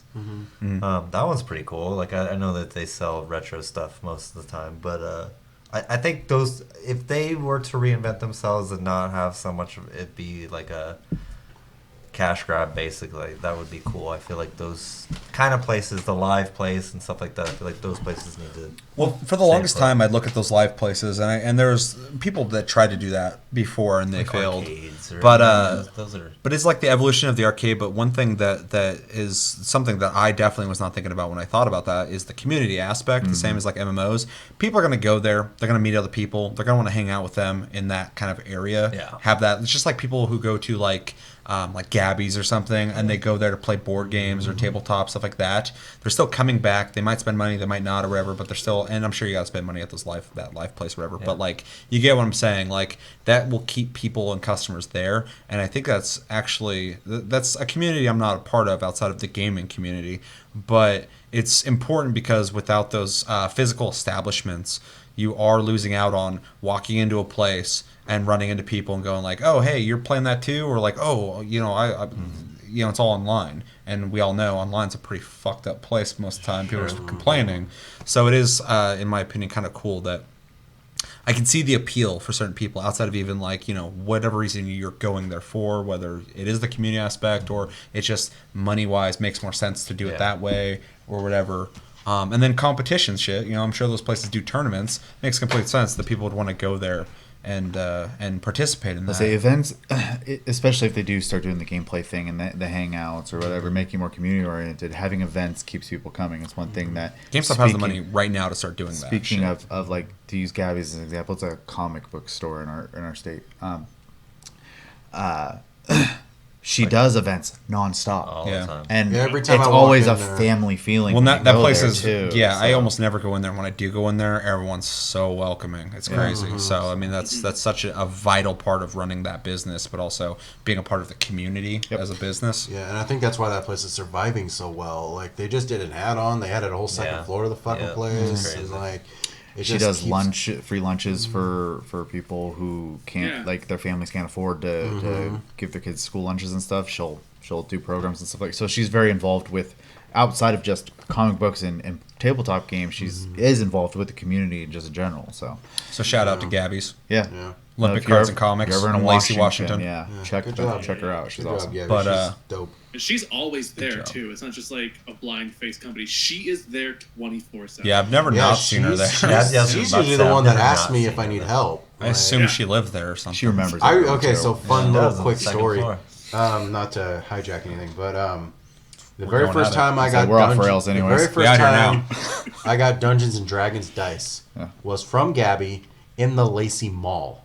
Yeah. Damn. Back when Sears, Target, and all them weren't a thing. Yeah. Yeah. The Lacey Mall, dude. Yeah. That's wild. Gabby's A relic of the past. had just this forgot little about that. kiosk in there. Yeah, and that's where I got my amazing. very first set of D&D dice. That's And now crazy. people come from fucking hours away to come see her. So Yeah. that's awesome. Yeah. And playing their tournaments and all sorts of shit. So wrapping things up, kind of in that whole topic, the community aspect is important. I think will be one of the best and most viable ways to maintain any kind of gaming business. For sure. With the Absolutely. live, with anyone else who does these kind of come in and play games, whatever types businesses, and GameStop. I think we all agree that which Chevy pretty much is the one that came up with that or said that originally, but like that would be probably a smarter way to do that. Now they're a big ass corporate company. So will they do that? Probably not. But it would be in their interest to invest the money that they do have now to reinvent their brand and try and maybe build a positive community in gaming with that kind of money that they could invest in something like that possibly. But at the same time, that could fuck over smaller communities as well. So it's kind of up in the air. Yeah, it's just with how negative a lot of online stuff is about gaming. Having something like that and having like a bastion of good for gamers is kind of needed. You know who some like really passionate people are? People who play games a lot of times. Oh, and definitely. if you like step back and you stop micromanaging too much and let them just kind of like own the location and the community aspect of it, as long as they're not putting a bad face on your business, they could bounce back from that because people want to go talk to humans, not a robot that wants to sell you a magazine subscription, a discount card for used stuff, get you to pre-order games so they can make interest off that shit sitting in their bank account. Like, we walk in there, you feel like you're talking to a robot, and that's not. No one wants to do that. So yeah. Amazon doesn't ask me stupid shit all the time where I gotta awkwardly fucking talk my way out of it. The reviews and be like, they just go, here's some more shit you might want to buy. Yeah, though. I'm just like, I want to buy this. It's like, you got it. Yeah, it's on its way. And then you ask, and even having like knowledge, like you ask them anything, and they're like, I haven't played that. Okay. That's been the story for GameStop since I've been going to GameStop. I go in there and I bring up something. They're like, I like Mario. I'm like, that's cool. Yeah. I mean, but that's about it. Like, did you ever play Super Mario Kart on the SNES? Yeah. Okay. Okay. That's a very specific fucking situation. No, but yeah, like their knowledge you. Pool is very. Did you play Siphon Filter on PlayStation, PSX? It's just anytime I ever come in with like a weird like deep cut. Yeah. You know, they're like, I don't know what that is. Yeah. Yeah. So anyway, it isn't necessarily their fault. They just got jobs. I can't blame The foundation is there. Sure. Yeah, it'll be interesting to see where they go. I just thought it was kind of an interesting thing because like that happened today. I went in there and I was like, "Wow, this is fucking crazy." So, unless anything you guys want to say more on that, I'd like to probably head into what I've been playing. Yeah, you guys haven't even gotten to yours yet. Yeah. We're an hour and a quarter in. Fucking dope. I'm glad I cut the fucking third topic we might have talked about off because this would be a 5-hour episode. It's episode 100. Fuck it. Okay, so games I've been playing. Josh has also been playing them. So when I bring those up, we'll just talk about that, and then you guys got some shit. Can I do a real quick add-on? Sure. So this morning I've been playing games, but this morning I added another game. When I played Guilty Gear on your PS4, and holy fuck, I forgot how much I love that game. That's good. Yeah, like Rev 2? Yeah. Like Rev 2, like is bringing back like Accent Core vibes. I was like, fucking A. Well, it plays great. Yeah, and like also I was like, I'm not gonna remember how to fucking play this. And all of a sudden, everything came back for Soul Bad Guy. Everything came back for Johnny, because I love fucking Johnny. And I beat the episode story, the arcade mode, with both of them. Nice. And I was like, this is awesome. So yeah, and I was just excited for their last one. I woke up this morning. And by this morning, I mean like noon, and like I like wandered out like half in a daze, and I hear. He's like, fucking, just like talking and shit. And I look out, and Josh is just sitting there in the dark room, fucking just playing Guilty Gear. And he straight up said, and I'm quoting him, I think, he said, "You're fucking screwed." Okay, so people who don't play Guilty Gear, a character Johnny, he's very slow-ish. He doesn't dash or doesn't run. But he can do quick. He hops. Yeah, he does a little hop, yeah, but he doesn't run. But he doesn't dance either. He has his mechanic is you throw coins. And if you hit him with a coin, it powers up one of his other moves, and he gets to level 3. The thing about Second Rev though is he actually has a pool of coins. You can't just chuck them all out. You only had 3 before. Oh really? Yeah. Oh shit. Okay, well maybe I was 100% wrong. I could be wrong, but I could have sworn he only had 3. I thought you could just keep fucking throwing them. And anyway, so I was facing some dickhead, and I got my level 3 special on him. I was like, "You're fucking screwed," and I just went whap and fucking killed him. And I was like, "There we go." I just love like the juxtaposition of the word "fucking" followed by "screwed." It's like when someone's like "damn" versus "darn it," or like "dang." There's just a weird one sentence of having like, I'm gonna use this word and fuck it, just throw out that hard word. So it was perfect. That woke me up. Well, like it was, you say, "Hey, you're fucking screwed," or "You're fucking fucked." Like, I literally was just yeah. I was like, And I apologize ahead of time to any Canadians out there. It sounds very Canadian to me. You're like, "You're fucking screwed, eh?" And then people are like, "Whoa, he said it's fuck," because they don't say that in Canada. Sorry. So sorry. Yeah. So you played that. Mm-hmm. Someone got fucking screwed. We got it. Which one is that? That's the one that... Guilty Gear... Is that the newest one? Xrd or Zerd or whatever the fuck they call Xrd, it. yeah. Rev 2. Okay, yeah, Zerd. It's getting confusing, dude. All their games are fucking wild sounding. Earlier, you're like, what was the one we used to play? I was like, Accent Core? Shows like, blah, blah, blah, blah, blah, Accent Core. I'm like, fuck. Guilty Gear Double Cross and Guilty Gear Double Cross Accent Core. Yeah. There's a lot to it. All right.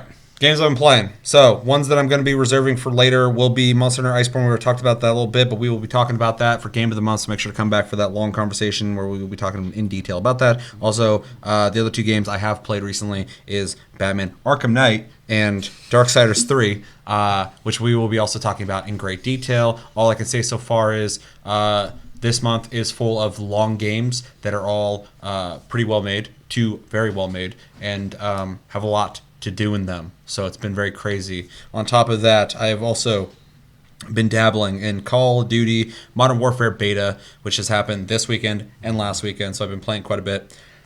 And I want to talk on that real quick. I know you've also been playing that a little bit. So the original beta came out, max level's 20. They just upped it to 30. This weekend, they've been kind of bringing out some new modes or whatever, and obviously there's always going to be people out there who are not into Call of Duty, or they're not into this one, that one, this one, that one. This one has been interesting, because it has been piquing people's interest, because they're not only are they revisiting the name, Modern Warfare, I was about to say Call of Duty, but they're all that, but it's kind of trying to bring Call of Duty back to what I feel like is a growing genre again, the more slowed down tactical first person shooter. Now it's definitely still Call of Duty, but they are adding certain mechanics to the game that allows you to take more time in the way you plan your attack and the way you move across the map. So it is, to my surprise, I've been watching a lot of people going like, this one looks really good, this one looks really good. Then IGN cries about the white phosphorus, because it's, that hurts people, and that's sad, I guess, when you're playing a game where you're literally shooting people. Anyway, it's stupid. So we've been playing it a little bit. A couple things that I just want to say real quick is I've been really enjoying it. I don't think it's a huge departure from Call of Duty, but it definitely is an interesting side road that they're taking. I don't think Call of Duty ever felt like this before. Like people are saying, like, oh, it's going back to basics or whatever. Kind of. Call of Duty used to be a little more slow-paced, but a lot of the mechanics they've added were not in prior Call of Duty, so it is almost turning into something else. It has a mounting system where almost every surface, whether it's vertical or horizontal or like a half cover area, you can click and you can lock yourself into that position with every gun. And you are not able to move very well from there, but you get better stabilization. You can run with your gun ready, or you can double click and run with your gun up, but you run faster. You're hauling ass. That's also a really interesting thing, because it's like risk versus reward. I'm going to get there quick, but I'm also taking my gun out of my hand and fucking running really fast. The slide is back in this one. Some of the Call of Duties kind of hop around with what they do with that. Some of them have a boost. This one is pretty short. It's kind of sticky. You go for a split second and stop. Graphically, I think the game looks a lot better. Huh? Sticky. Yeah, just I like it. Yeah, it's a sticky. It's Call of Duty Sticky Edition. Gross. The interesting thing though is first off, they're going for that modern, realistic look. So everything's more grayscale, which I like. But the thing that's really kind of crazy about it is the emphasis on the guns themselves, which I think is one thing that Call of Duty has never done. This is probably the newest and most interesting thing that I don't think enough people are talking about, and it's the biggest thing, I think. You obviously level, which allows you access to new guns in the game, but every gun levels up, which is nothing new to Call of Duty, but the amount of equipment that you unlock as you level your gun up starts making it really interesting. So every gun, I feel like in this game, in theory, could probably be tailored to every person using it, possibly. So you might be using a gun, you might not dig it, but if you unlock enough stuff for it, I feel like you could modify it to the point where it would be something you could use, which I think is actually a really interesting and exciting thing, because it adds a lot more input into how you want to build your character versus prior Call of Duties. There's a lot more to think about. There's a lot of scopes, there's a lot of underbarrel stuff, there's a lot of stocks, a lot of grips. There's perks per gun that you put on the gun itself. So pretty much your gun, whatever you're leveling, is the class, almost the character that you're playing. Your guy is pretty much just giving you access to these guns, from what it seems like, which has been a really interesting thing. Yeah, they released Ground War, which is literally Battlefield. If Battlefield's not going to make Battlefield, they might as well. They got the night vision mode, which I think is really kind of a gimmick. It feels just like core mode, except for you don't have as much peripheral because you have night vision on and everything's green. But other than that, it's pretty much the same thing. Even when I took off my night vision goggles, you can turn lights off and on, which I thought was really kind of fucking cool. I was like, oh, there's like maybe a risk versus reward. Like I can go in a building, turn the lights on, and then they're going to have to take their goggles off when they come in. I took my goggles off, turned the lights on. It was still bright as fuck. It was so bright I could barely see without the goggles. So I'm like, they need to tweak this because I don't think the engine's doing what I think they intend for it to do. It didn't seem like taking them off was ever a fucking reason to have them. Like, there's never a reason to have them off. It looks cool, but other than that, I'd rather just play normal modes.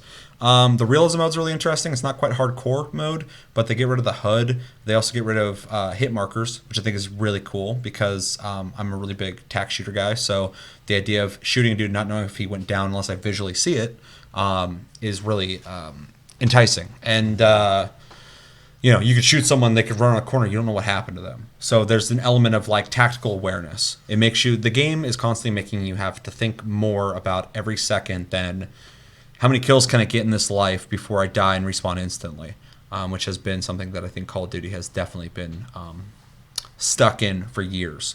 And yeah, overall it's really exciting because I kind of lost faith in Infinity Ward a while ago with a couple of their games. I think they're soulless. I think they take the ideas that are good from other companies, and obviously originally they made Modern Warfare 2, and all the ones before that, those are all great. After that, after Vince Zampella and whenever West left, they started kind of just following Treyarch, it seems like. And it's cool to see them finally go, no, we're making our own game, our own Call of Duty. And I like that. If we're going to have Call of Duties all the time, let's get some different fucking Call of Duties. Make different shit completely. Don't just kind of be the same game with a different skin.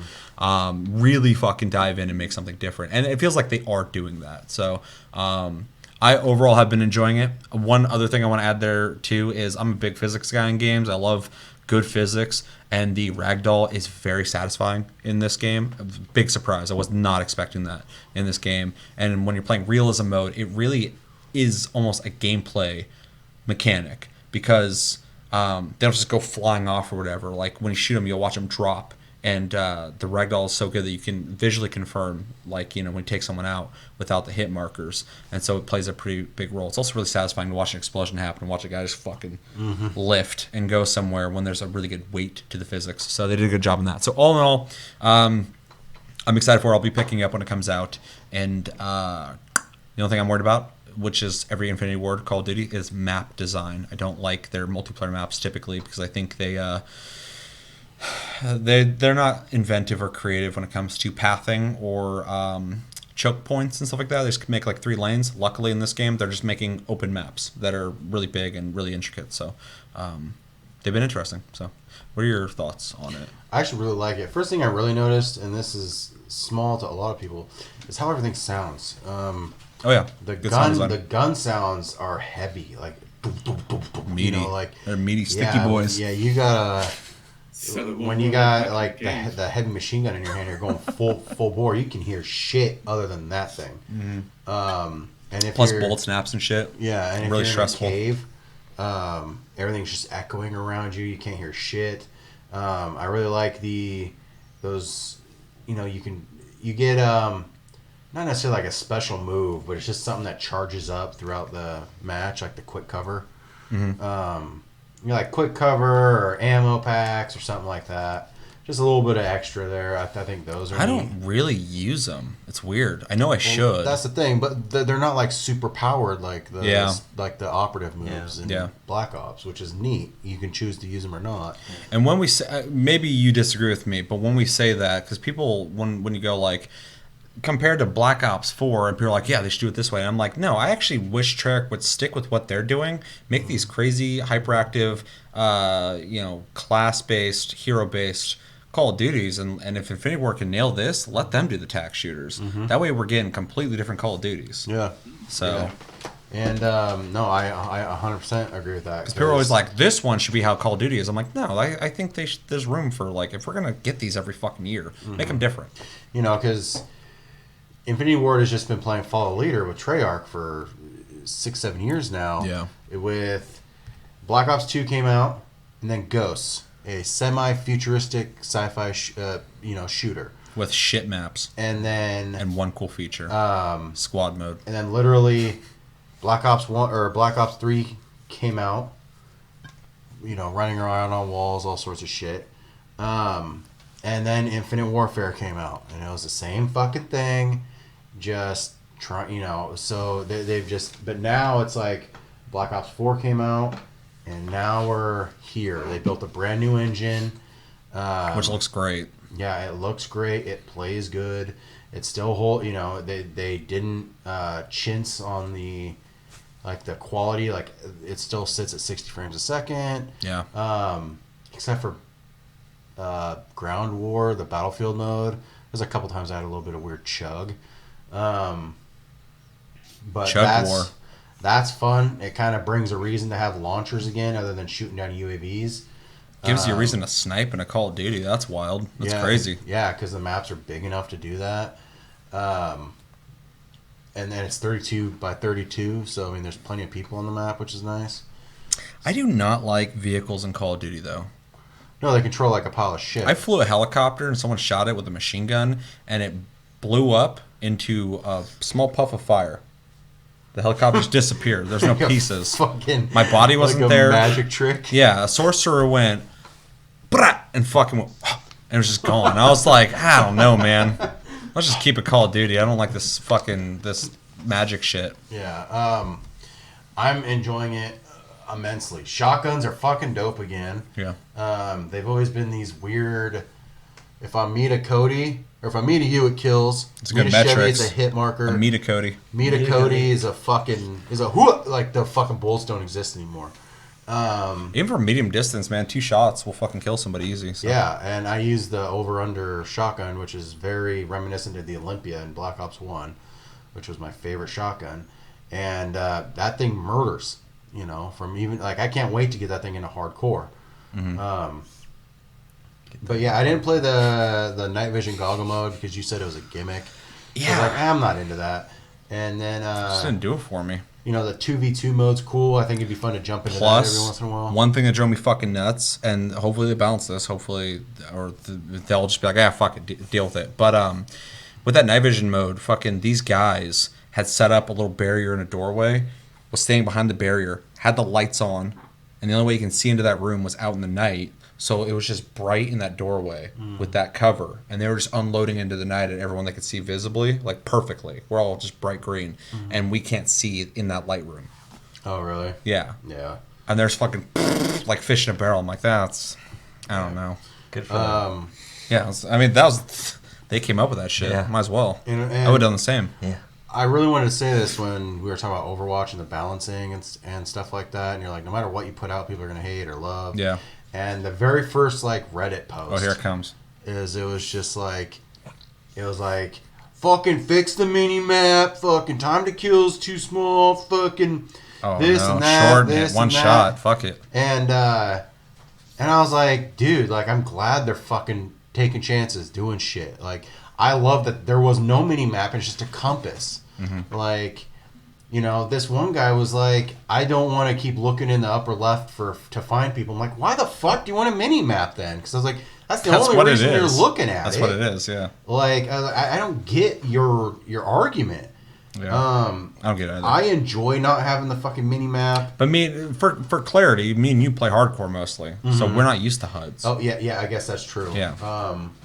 You know, I so people who do play the core mode, which is intended to have that radar, which is a gameplay mechanic, if you alter that, you are changing the gameplay mechanic they're used to. So I get that, and me and you are just cold to that because we're just like, I don't even fucking use that shit. So I don't. Exactly. I literally only played core to get rid of like challenges, like if there was like a contract for something. Yeah. Other than that, but yeah, I prefer the mini map not on. But you do make a good point. That's what I'm used to.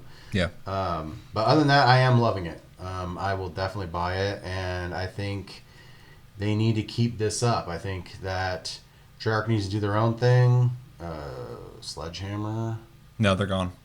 Oh, They're not gone? making. Yeah, Oh. Treyarch took up fucking. They're making Black Ops 5 because Sledgehammer got kicked out. Oh, They're really? the ones that are next up. Yeah. In the World War II, I didn't think did too bad. Activision's on a Cleaning house. refocusing effort right now. I think the Yeah. people from Sledgehammer got pushed into other departments, but they're not making a Call of Duty. And World War II was a good effort, and it sold, I think, pretty well. I know a lot of people were like, this Call of Duty's back. They always say that every year. Every year, Call of Duty's back. I just keep playing it. I'm not like, it's back. I'm just like, this one's fun.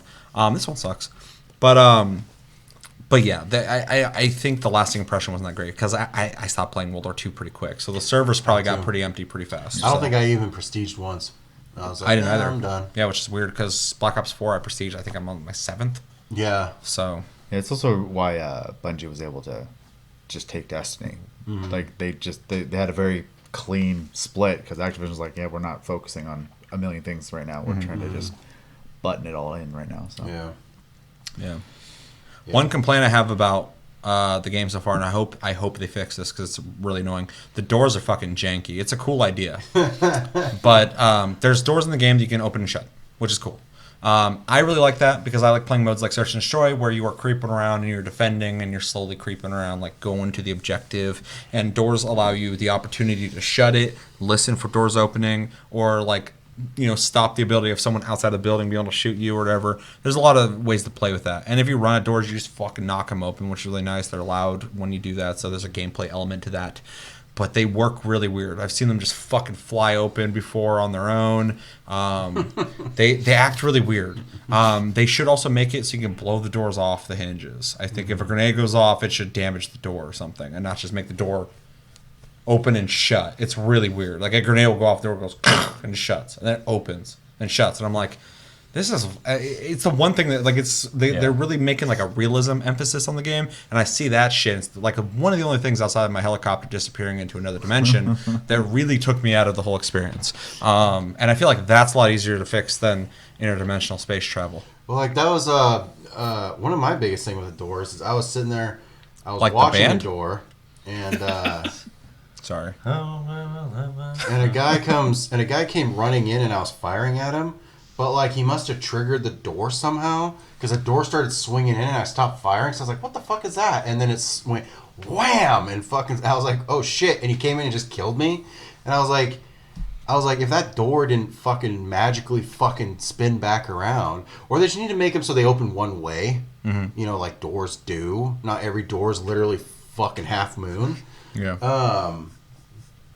Yeah, but like that, it confused me. I was pissed 'cause I was like, the door shouldn't have acted like that because like he was running into the building and the door swung in front of him and then fucking slammed in on my side. I was like, what the fuck is going on? I feel like there's also a missed opportunity with the doors too, because there should be like C4, which is already in the game. You should be able to throw that onto a door, blow it open, and do damage to anyone who's near the fucking door, and get rid of the door completely.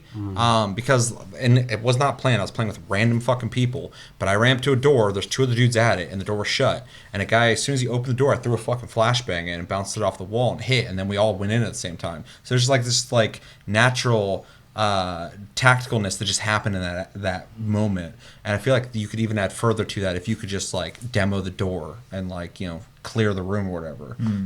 So Breach and clear. Yeah, so it kind of feels like there's an opportunity they almost fucking have there. It's a cool idea, but it's janky. It's weird. So they need to fix it because it does add a lot to the battles. It does slow down certain parts. That door shut, you're like, okay, well, someone shut that door. That thing hasn't been shut this whole fucking fight. People run around running, gunning like Call of Duty. So when you see a shut door, you're like, oh, somebody did that intentionally. You need to think about when you enter that door. It's a vertical coffin, and it's just like, yeah. But then when they do weird shit, I'm like, kind of sucks. Everybody's worried about the mini map though. It's true. Everyone. Not me. I don't give a fuck. Ask me to give a fuck. Anything else you want to say on that? No. What gun are you liking? I use the first heavy machine gun, the only one you're able to get, and the or light machine gun. I'll always call it a heavy machine gun though. And Yeah, then, that's ingrained in me. And then the shotgun, That fucking over-under shotgun that has long range. Yeah, I got the M4 to level 21, 22 area. Got a lot of attachments for it. Really fucking like it a lot. I really like the amount of shit I've already unlocked for it, and the customization you can put on that gun. And then also, I really like that the AK-47, as opposed to the M4, feels like a very completely different gun. The M4 feels more controlled, more precise, more tactical. The AK feels like a fucking... just a mean-ass fucking There's gun. some jank in there when you fire that thing. Yeah, but when it hits, you watch a Yeah. dude drop like in one hit, and you're just like, okay, this thing fucking hits hard. So, correct. you know, the guns definitely they feel like different characters in the game, and I really dig that. So, And they're not just laser beams. In Black Ops, it's bad. Every gun was the just last very, 3 Call of Duties, every gun's a fucking laser beam. Every single Yeah. one of them. They all are Now super they're accurate with no fucking- recoil. Like, I'm like, why am I not hitting this asshole? Yeah. And If you're it's- running and shooting, you should not be shooting a fucking straight fucking line.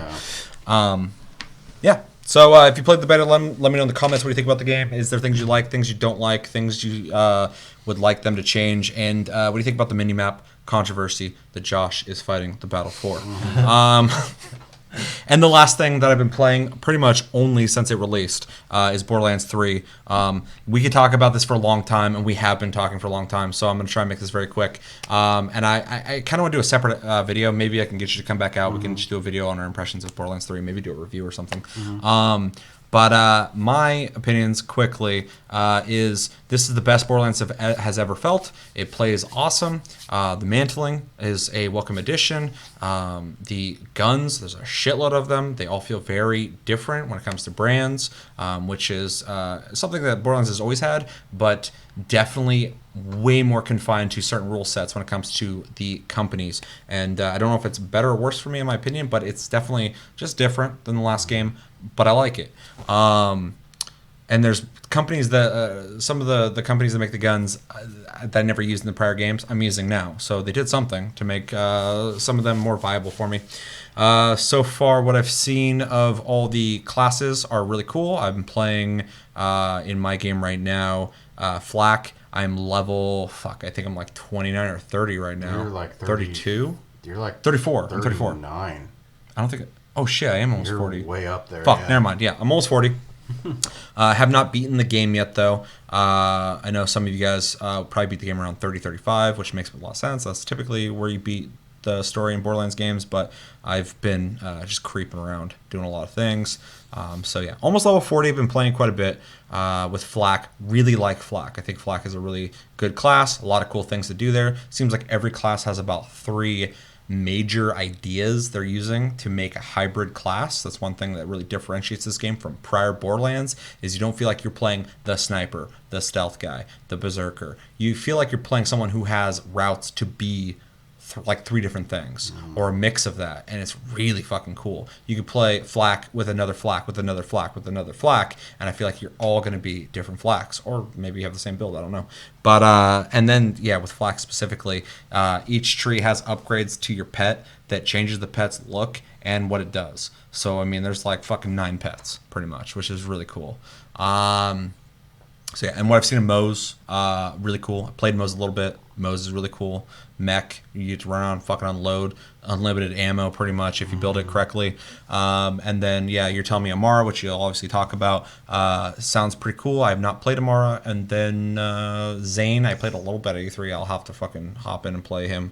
You know, now that I own the game. But you were saying that you can have 2 fucking.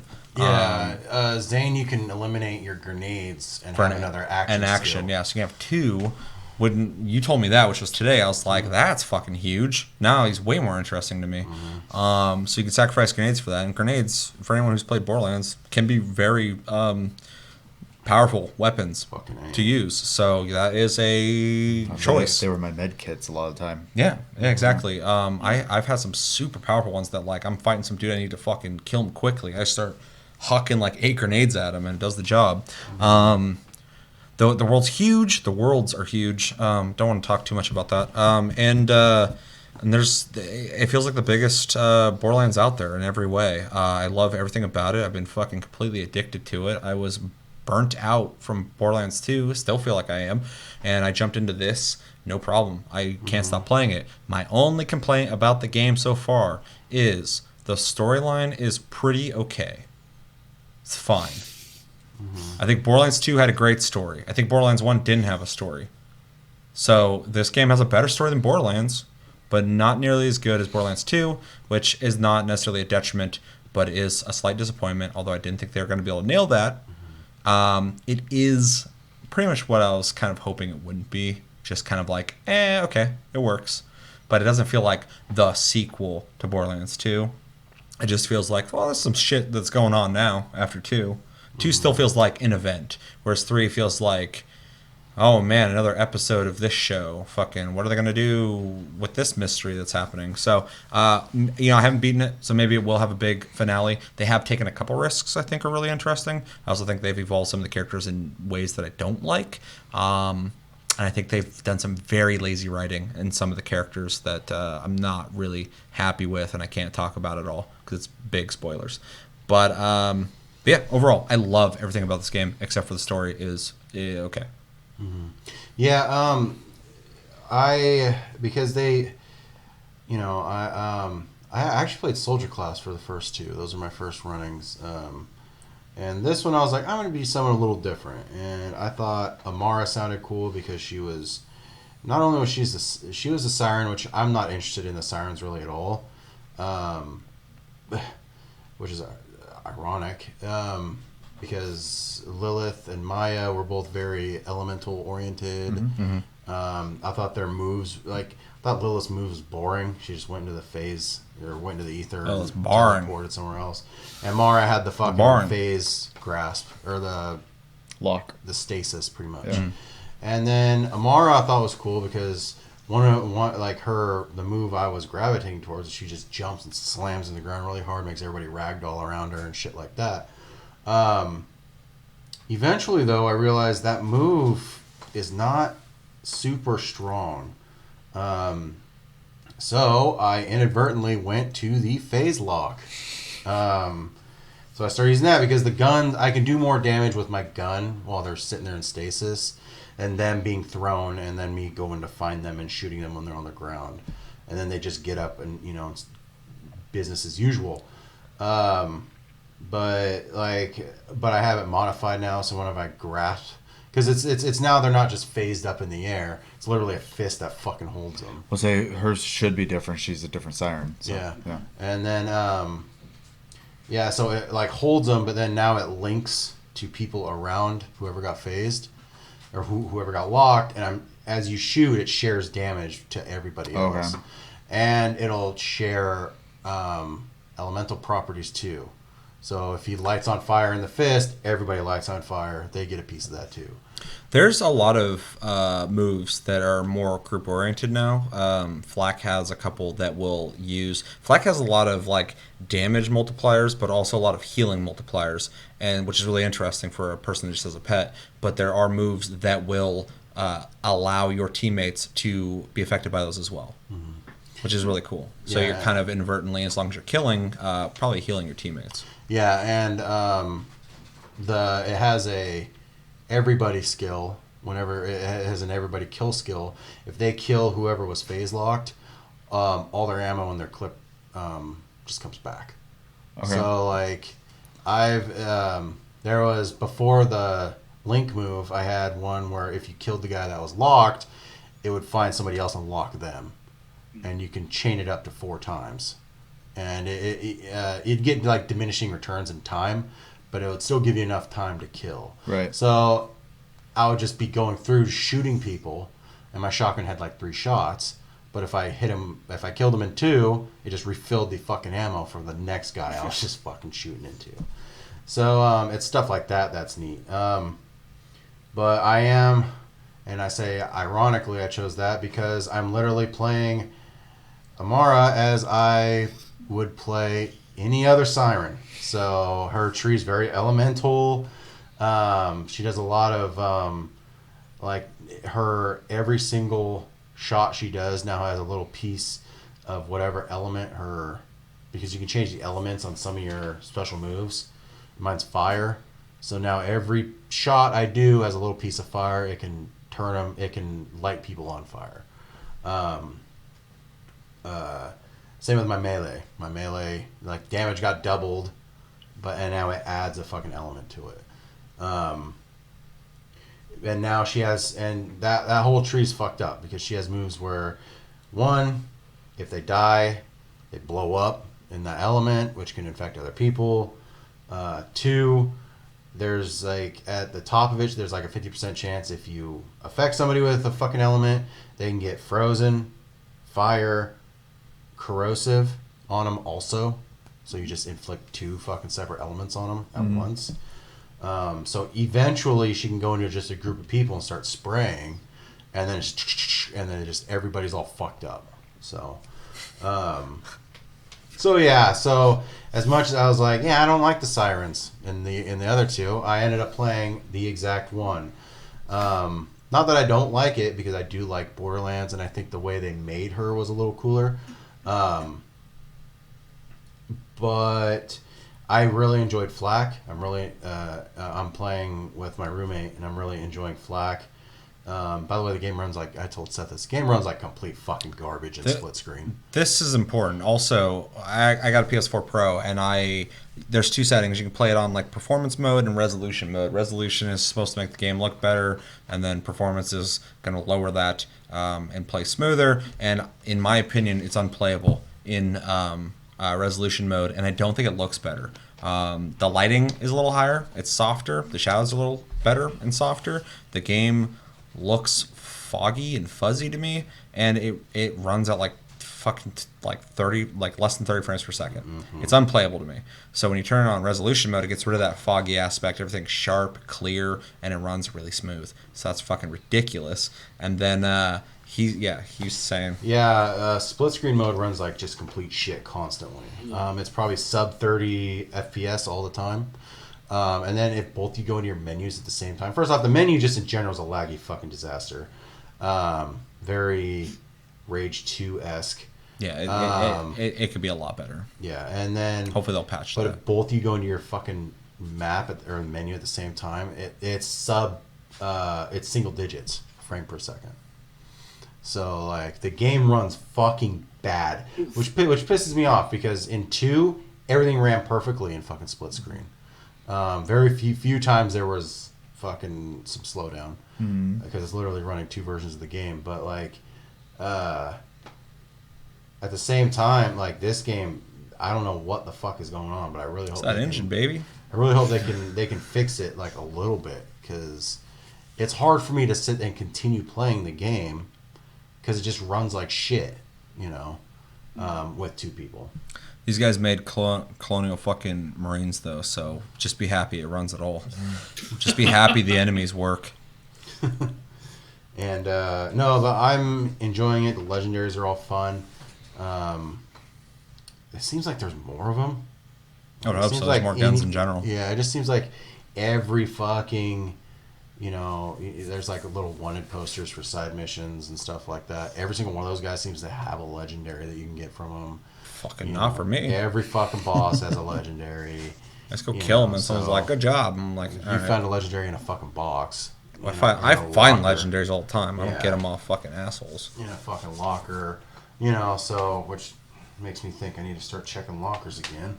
Because it gets to a point where I'm like, there's nothing in that fucking locker. It's a locker. Dude, I'm a fiend. If there's a green light, I'm fucking opening it. I got white. Yeah, the last million times I opened a locker, it was like a white sheet. I'm that dude from Fifth Element who's fucking, give me the cash. I'm just like freaking out, running around, grabbing everything.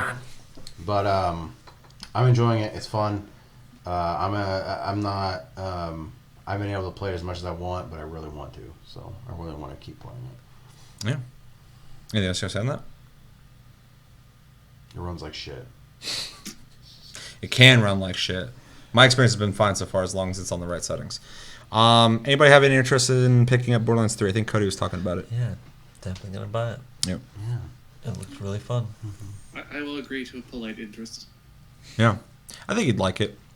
But it is a first-person shooter, first and foremost. But, I mean, it's one thing I like about I enjoy the other ones. Borderlands over, like, The Division, I guess, is... The games as a service model, which I dig, I like it. It's like an MMO, is fun. But when you play Borderlands, it feels like a complete game, kind of like Diablo. You buy it, And they'll add stuff later, which is fine. But like, it has a beginning and end. It has set parameters. It has end game already planned out. It's all there when you play it. Whereas like, you play a game like Division 2, Destiny, and they're like, features are coming. Enjoy the game. And you play it and you're like, oh, this is really good. And then you get to the end and you're like, where's the rest of it? Right. They're like, it's coming. And we're going to support it for years. And you're like, okay, cool. But you get like that episodic almost like content versus like Borderlands. You can play, beat it. There's end game to go after. There's bosses to go after. There's legendaries to grind out. I mean, I got my taste of fucking that. I beat a boss that dropped a legendary. I went and fought him a couple more times just to see what else I could get out of him. I was like, oh, fuck. I'm getting that itch now. Like, I just want to kill this dude over and over and over again and see what the hell I can get. But I was like, I got to beat this game. So, yeah, it just, I like that full game feeling of games like this. So, which, reminds me of Diablo. So, Yeah. and Chevy's waiting for it April. to... Yeah, he'll be able to play it when it releases in April. On Steam. Yep. On Steam. The superior fucking distribution company. I don't even have like a deep reason. I just want to play it on where my other games are purchased. So Gotta play it on Spaten. and I don't like at least the way Borderlands 1 and 2 felt on PS4. So Burgerlands. Anything else? Anybody play anything else? Yeah. 2 games. Oh, yeah, you gotta go. Go ahead. I'm going to make this super quick. One, Rad, which is the new roguelike from Double Fine. That stupid song. you fucking way threw me off there. Yeah, me too. I was like, Rad? How are you playing that? Pretty much it's... I don't know why, but it's dark. Double Fine has a weird like darkness to a lot of their games, and Rad's no different. They're sending like teenagers, like children and teenagers, out to these areas to turn back on these machines that create life. And everywhere you walk, you're literally making like a trail of grass behind you. Which is neat because if you have to walk back on that trail of grass, you get a speed boost. So if you go somewhere and you need to get back, you just speed boost back. It kind of gives you just a movement speed up, which I thought was neat. But the whole thing about Rad is as you level up, because the whole area is bathed in like radiation, It's fucked. you start to mutate. So like I had one where I had like a snake head. And it becomes like an attack, so I was able to fucking hit people from far away. Also one where I had weird like Hulk looking legs, and I was able to run really fucking fast and charge. I had one with a bull head, and between floors, you can go back to town, and it's dark because like every time you go back to town, they're like, "Ooh, you look." Like a couple people are like, don't fucking get near me, and I'm like, you're just sending children out to get mutated and then they gotta come back to this shit. I'm like, fuck that. But you mutate, that's the roguelike aspect of it, then you die, you start all over again. And then you collect stuff to open new mutations, or every time you die, it's like a level up system, which will open up mutations and other shit for yourself. And Are you liking it? yeah, it's good. fun. It's not top tier like Dead Cells or anything like that, which is what I would consider like a top tier roguelike. But it's definitely fun. The music's kind of old, and it has like a weird like announcer, like you like pick stuff up sometimes, and it's like blah blah blah blah. Like I mutated, and it was like rad. Like actually using it as in that's rad, and I was like the trailer where the guy's like rad. Yeah, and then like I ran over some steak because that's your health. That's how you get health is steak, and it's like beef, and then like so it's just stuff like that, and like the music kind of gets old because trying to do the Stranger Things things where it was trying to emulate the 80s synthy sound and and like so that gets old, but it is fun. If I have time, I can just... One thing, though, your runs are long. Like, I played for like an hour and a half. I did one run. So, like... That's Risk of Rain, too, man. Yeah, Risk of Rain. When I play Dead Cells, I'm like fucking... I play for like an hour. Yeah. At the very least. Which is weird, because, like... in Rogue Legacy. Like some of those runs can be fucking Seconds. yeah, fucked up. But yeah, it's fun. I'm enjoying it. I'll probably play it some more, but we'll see. And then the other game I've been playing is the colonization sim, Greedfall. It's not exactly. It's a sim? It's not exactly that. Yeah. I'm mostly riffing on fucking Kotaku's gotcha. shitty reporting. Gotcha. And what it is you're Josh, that war. you're the nephew of a prince of this kingdom, and there's a plague that is harassing your people and killing them off, and nobody knows what it is, where it came from, or how to cure it. And they said, well, you can go to the island, and it's just this island. It has a name, I forgot what it is. But you end up going there, and your whole adventure starts.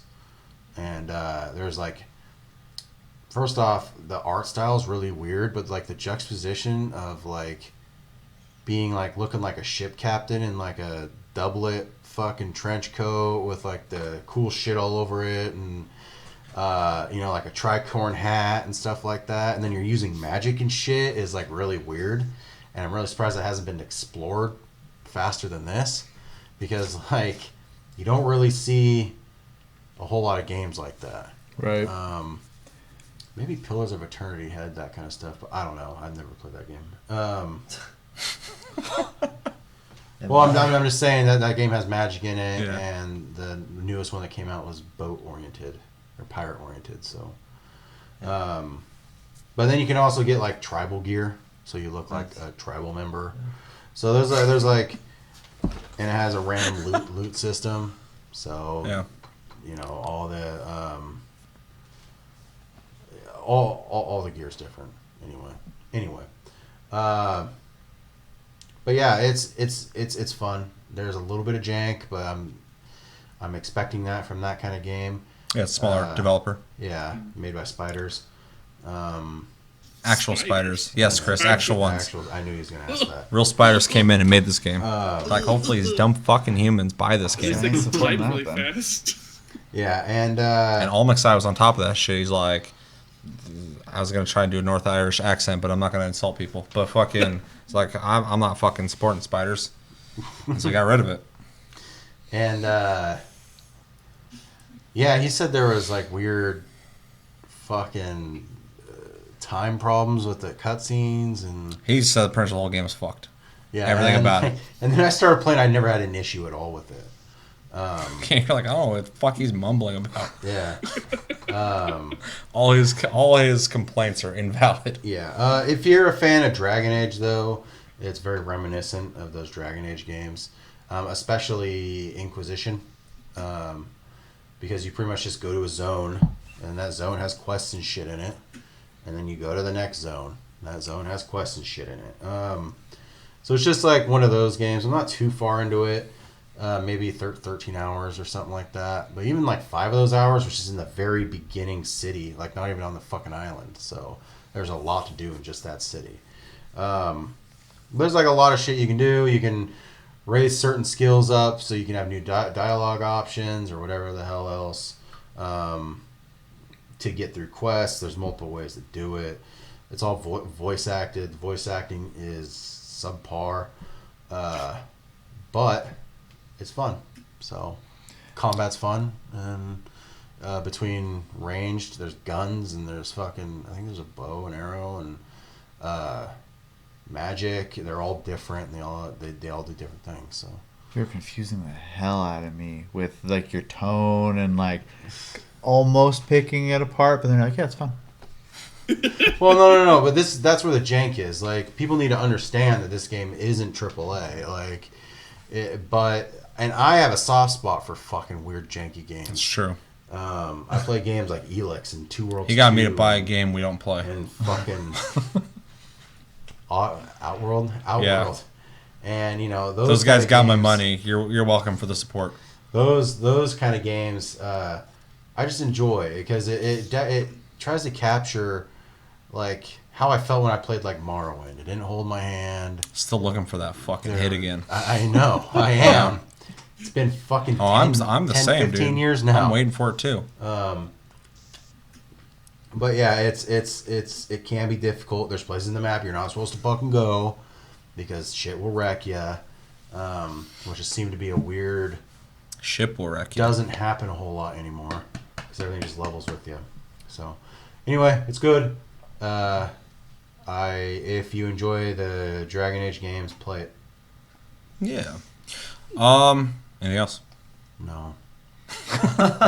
Okay. Let us know in the comments what games have you been playing recently. What would you suggest us play? What are you doing in Monster Hunter Iceborne? Where are you at? And yeah, let me know everything you're thinking about in the comments below when it comes to what you've been playing and what we've been playing. Are you a fan of the jank? Yeah, so the topic we're going to talk about real quick is every year we always, at the very end of the year, have our game of the year where we individually pick 2 runners-up of what almost made our game of the year, and then we pick our game of the year, which has always been a fun conversation. Then we kind of talk about the year as a review, kind of seeing how strong it was, what games came out, how much was good, how much was bad, how difficult was it to pick a game of the year, which for me is very difficult typically. But a lot of times we like to do a preview, and I normally like to do it a little earlier in the year, but you might as well do it now that we have everyone here. So I kind of want to discuss what games we're playing that throughout the year could possibly make it. Let's keep it minimal to just a couple games. And yeah, I just want to see where you guys are at, what games you're really fucking digging, what games do you think possibly could be your game of the year, and what games that are still maybe coming out this year might have a chance at taking that, and then we can compare that later when we do our game of the year and see if we were correct or maybe we didn't know what the fuck we're talking about, which is often the case in a lot of ways. Yeah, so Cody, you look very tired. I feel you. Just nodding. I'm alive. We should give him a chance to get in here and talk. Speak. Yeah. No. Now. Do you already know, or do you need to see some shit? Because I was going to throw out there real quick some games that came out this year so far that just to kind of get everyone's juices flowing. Apex Legends came out this year. Mortal Kombat 11 came out this year. Legend of Zelda, is it the new one? Link's Awakening came out recently. Borderlands 3's out. Kingdom Hearts 3 came out this year. Death Stranding will be coming out this year, so obviously no one should be picking that. Metro Exodus, a game that for some reason I have not fucking played very much. World of Warcraft Classic, I believe. Doom Eternal will be coming out. I don't think it's out right. Super Mario Maker 2, Star Wars Jedi Fallen Order, which is also coming out this year, that I just fucking did something with. No. I think I'm good. The Outer Worlds is also still coming out. Pokemon Sword and Shield, Call of Duty Modern Warfare. So these are games that are coming out soon. Maybe think about those when you're talking about what might take a spot. Wolfenstein Youngblood, no one's picking. Tetris 99, Crash Team Racing Nitro. Cody was fucking very critical of anyone who might pick that. Better not be picking that as your game of the year. Bloodstained, Ritual of the Night, Days Gone, an unsung game that I've heard very good things about. Monster Hunter World, Iceborne, I think will be in a lot of people's lists. Far Cry, New Dawn will not be on mine at all. Yoshi's Crafted World, Ace Combat 7, Skies Unknown, which I see a lot of people saying it is like the game of the year that people don't talk about, but people really fucking love it. Wargroove, I forgot that came out this year. I thought it came out last year.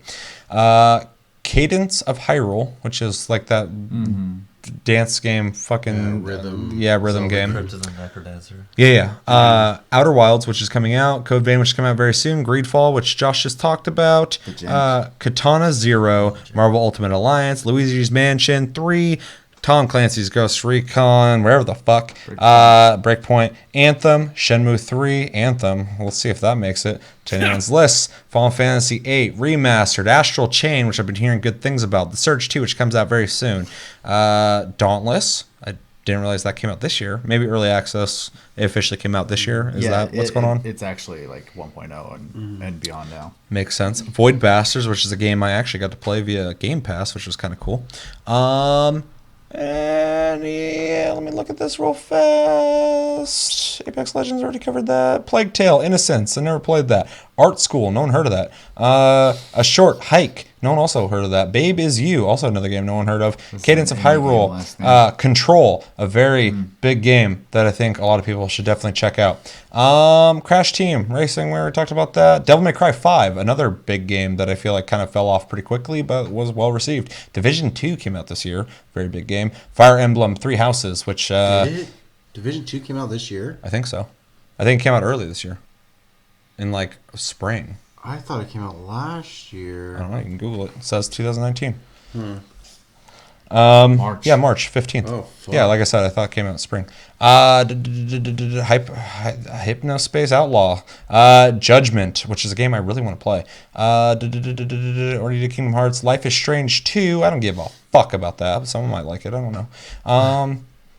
And I think that Observation. This is an observation I'm making right now. Phoenix Wright Ace Attorney Trilogy, which came out. Rage 2, game I just uninstalled. And Resident Evil 2. I'm very glad to see that. Very big game for me this year. Very big game. Sekiro, which is a very big game that no one wants to play.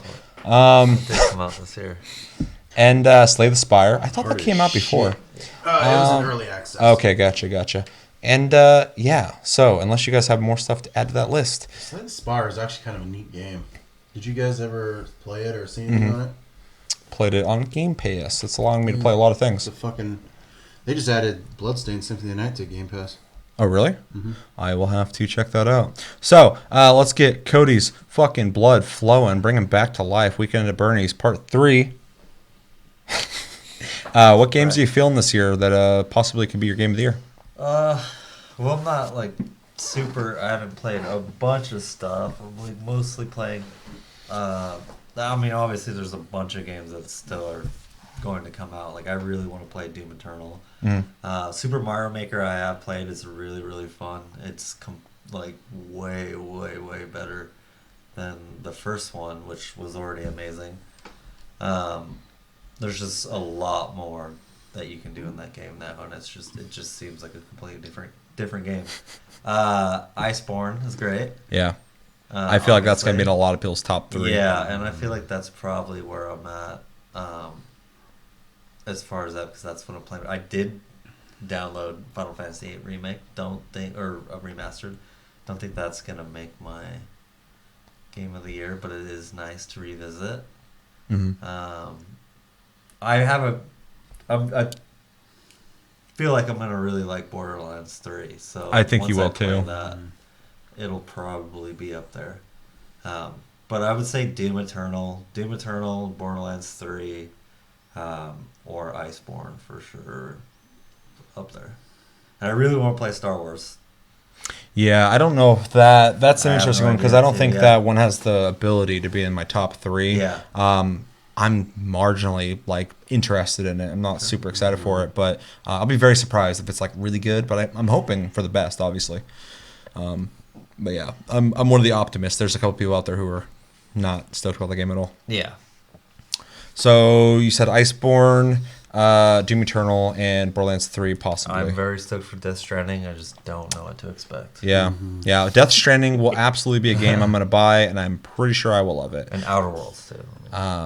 If it becomes, that's one I'm really curious about as well. But if it is really good, it will easily make my top 3. Kojima has a knack for making some of my favorite games of all time. So that's a good knack to have. Yeah, it's pretty good though. Anything else you want to add to that, or any more thoughts on any of that? More time. Yeah, more there's games. still quite a bit of games coming out this year. Yeah, yeah. Now that I'm looking at this, some of them are coming it's like right at September, next week. So. Yeah. Yeah, so pretty good picks. Chevy. Well, fortunately, I actually went through a what's coming soon list a couple days ago at work, and I think there's only like 1 or 2 games coming out this year that I'm even going to pick up at this point. So, so a potential maybe, unless it just ends up being way too weird and just not going to do it for me, is Death Stranding. But other than like, that's obviously just going to be a question mark for me right now. As far as what's come out this year that has made an impression on me, I mean, that's going to be for the most part just Iceborne and Shadowbringers. Oh fuck, Shadowbringers came out this year. year, Which is That's gonna be your game of the year. Probably. I don't want to just throw out a spoiler, but I can't foresee the future. Something would just have to come out and like absolutely blow me away. So, I haven't played Kingdom Hearts 3 yet. I bought it, haven't played it. Same with Dragon Quest Builders 2. I have a handful of games I gotta get in there and play. What about Kingdom Hearts 3? Well, yeah, I've heard you're very strong. Everybody knows I hate fucking Kingdom Hearts 3. I didn't know that. She said most of the game sucked, but the end was good. No, the end is all that mattered. Oh, gotcha. The only thing that I stand corrected. I've had a problem with this year is there's been a lot of games I've really enjoyed, but they don't leave like impacts on me, right? Wargroove, for example, I really like that game. It's really hard. It's got a lot going on that I enjoy about it, but I don't think it could ever be a game of the year for me. Fight for Caesar. So it's good though. It's really it's a fucking very good game. That's his name, right? The dog. Yeah. Caesar. Bloodstained, also really cool game. Could never be my game of the year though. That's what I'm fucking saying. I was gonna say, fuck, I'm almost like underwhelmed at this list right now. I think future games, not to just hijack fucking Chevy shit. I'm almost more excited for the next couple months than. Yeah. Well, a lot of the big games I didn't play. Like I didn't play Devil May Cry 5 either. Right. Yeah. It was just on my list of things I needed to try. So there's a lot of things I'm just like missing, and it makes it really hard for me. But I also kind of know like where I fall and what kind of games I like, and I like Devil May Cry seems fun, but I don't think it would be a game of the year thing for me. Now I'm just assuming. I haven't played it. I can't make that call. Yeah, I don't know. It's gonna sound weird, but an easy year for me because there hasn't been a bunch of stuff I've had to rush out and buy. So, it's been rough for me. Every year's rough for you. Yep. Yep. This is true. Every game on this list I pretty much own or will own soon. Will I play it a lot? Hopefully. So yeah, you just to surmise all that.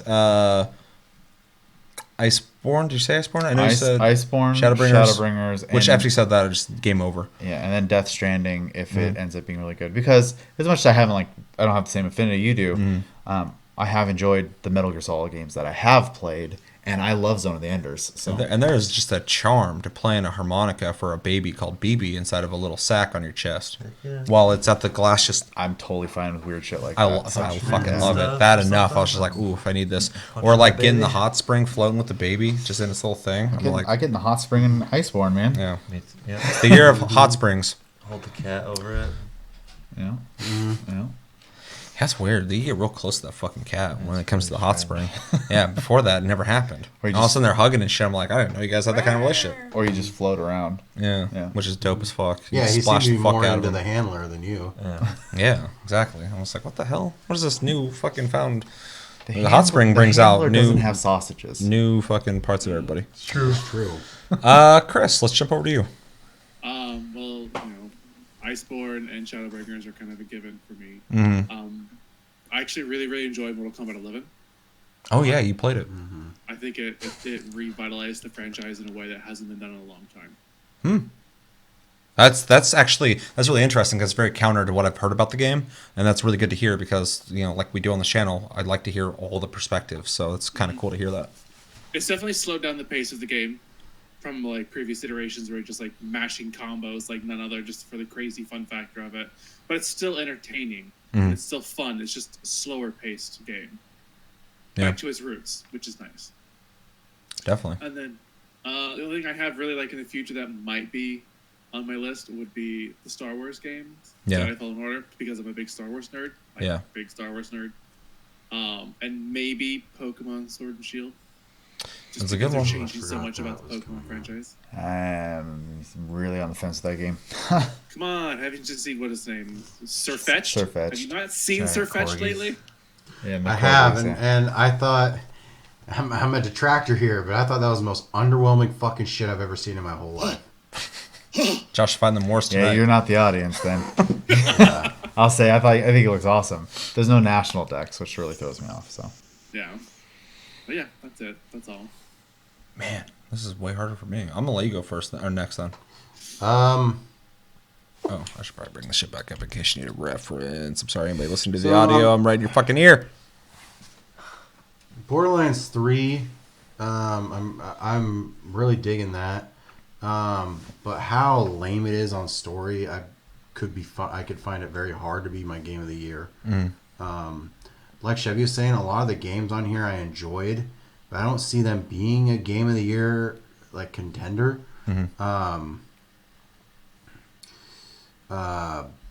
So probably Iceborne right now is my main contender for game of the year until something else comes out. I'm really excited for Outer Worlds because it was made by Obsidian. There's potential there for that game to be fucking awesome or a huge disappointment. Yeah, and or meh. and with everybody who is part of the, and I'm kind of one of them. That's part of the crew that New Vegas is the best Fallout since 2. That's been a growing fucking opinion, which is cool. And it's that team that's working on Outer Worlds. So if they can transplant whatever they did with New Vegas into that, I think that game will be fucking awesome. Other than that, that's fucked up that Outer Worlds and Call of Duty are coming out on the same day. That's fucked up. That's been the story this whole year. They're like, great games coming out all at once. Yeah. Other than that, year of Kojima. You know, we finally get the culmination of what Death Stranding is, and it's. I know he's niche, but I think that's a big game, man. Like, people are wondering what the fuck he's gonna be doing. You know, especially with the Horizon Zero Dawn engine. From the get go, everybody's just slowly, or has their eye on him, seeing what he's doing, and he's just been taking his time, just doing his thing like he always does. And hopefully in November we get something that's fucking crazy. I'm probably gonna like it either way. Oh, it'll definitely be crazy, whether it's good or bad. Well, yeah. I mean, I'll probably like it like you, because I do enjoy his games. So we'll have to see from there. But for right now, it's Iceborne. Yeah. So that's, and then the other ones you were saying had potential. Okay, yeah. So a lot of Iceborne, which makes complete sense. I'm just going to throw it out there too. Iceborne does have the potential of being my game of the year. The only reason I don't think it will be, just being honest, is there's other games that are story-driven, more thematic, and crazier experiences in a storytelling way that will hit me deeper and harder than any game that I enjoy playing a lot. Like, obviously, gameplay is the most crucial factor for me. But if you make me think about you after I'm done and make me want to come back and recommend you to everyone on the fucking planet, there's a good chance you'll make my game of the year. That being said, Iceborne's absolutely in the running for top 3, easy for me, and could be my game of the year. Borderlands 3 is also in my top 3, probably contender for that, just because I'm fucking addicted to it. I love playing it. The story is very like meh, which kind of sucks, but it's not bad. It's just kind of like but I'm really enjoying it, and that says something, because anyone who knows me, it's hard for me to stick to a game. So I'm just playing this right now, really holding my attention. Really good job on that. Metro Exodus, I need to fucking beat it. I need to play it longer than an hour. When I first played, there's some weird issues with it. Waited on it, and I've been playing other games. I love the Metro series. If that game is good, there's a very good chance it will be in my top 3, just because I'm such a huge Metro fan. So I really need to make that happen. Star Wars, I don't think has a chance, but I'm definitely very curious with it, and I want the best for it. Outer Worlds, I have high hopes for. I don't know if it'll make it into my top 3, but it's possible it could do that. I'm looking at Modern Warfare. I don't think it could do that, but it's going to have a single player, so that's cool. Also, Days Gone is another game I really should have not skipped. Let's see. There's a couple others that I had my sights on. Oh, two of them. No, in fact, Anthem has inspired me to finally pull the trigger on maybe making the opposite of our Game of the Year show and maybe do a fucking little bit of roasting. I don't know. Because every year I'm like, maybe we should have like the worst games of the year. I'm like, there's not that many bad ones. And then I'm looking at this year. I'm like, there's a couple shitty games that came out this year. Disappointment. Yeah. Which I think we've covered before, but there's some games here that I feel like we should have some fun with. Yeah, so 2 games that come to mind, though, when it comes to my game of the year. Ones that are really strong that came up first.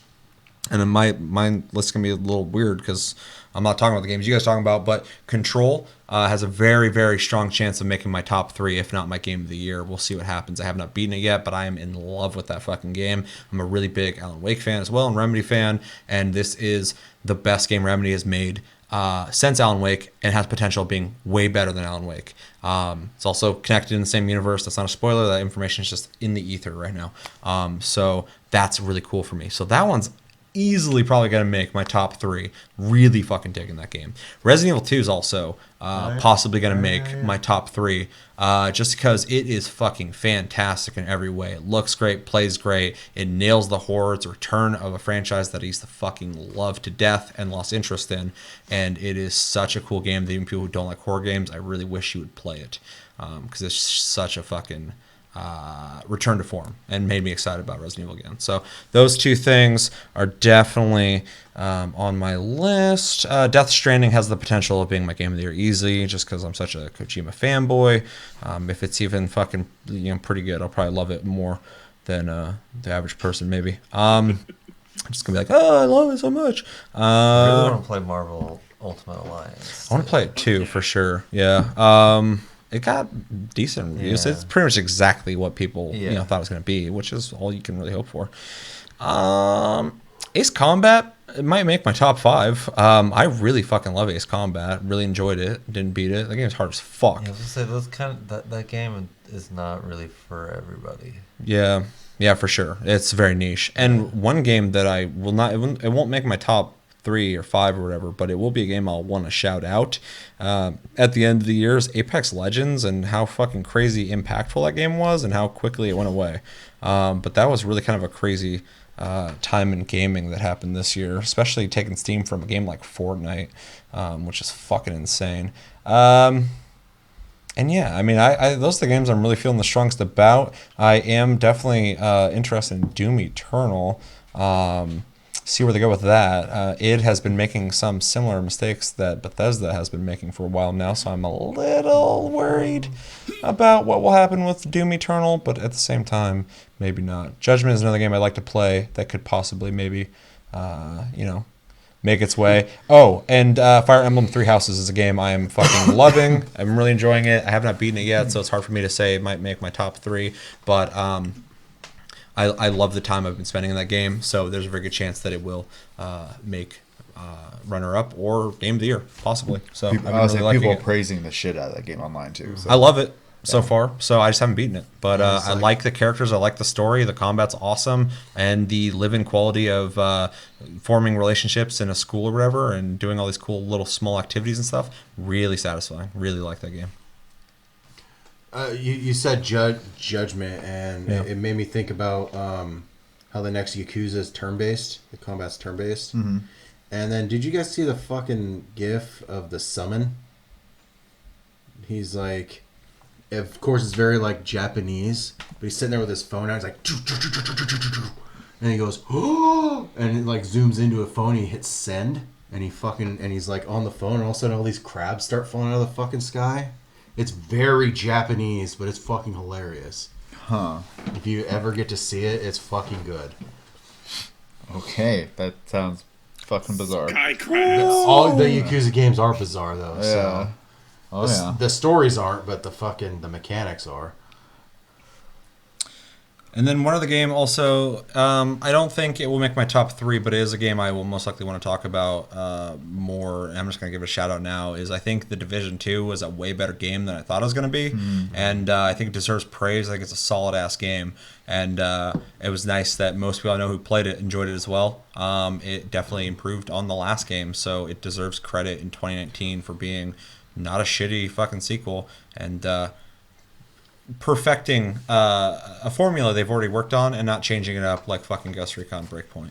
Well, the thing is, like, they were Fucking me over. That was back when like Anthem was releasing and shit like that too. Yeah, I was really and mean a lot of them to weird, release like, that game on Anthem. and a lot of weird like looter shooters and shit like that. And Division was just there, like it everything that it needed They to just do, nailed it. it fucking did. Yeah, especially in the wake of Anthem. Mm-hmm. Anthem came out like weeks before Division 2, and people were like, either I hate this game, I like it, or people were like, well, you can see some of the goodness in it, and then fucking Division 2 came out, and people stopped talking about Anthem.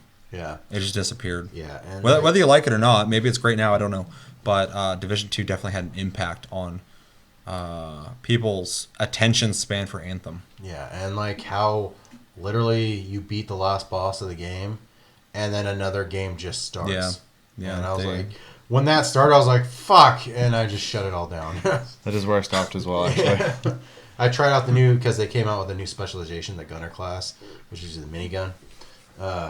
So I tried that out like a little bit. I took over another control point. It's like, fuck, I gotta do this all over again. And then I was like, yeah. And then it's still sitting there installed, so I might get back to it. But as they announce more things, because I got the super special edition, lets me get fucking all the gold edition, as they put it. Because that was back when they were doing like, fucking, you get to play the game early if you fucking have this edition. I was like, you fucks. A bunch of people still do that. Yeah.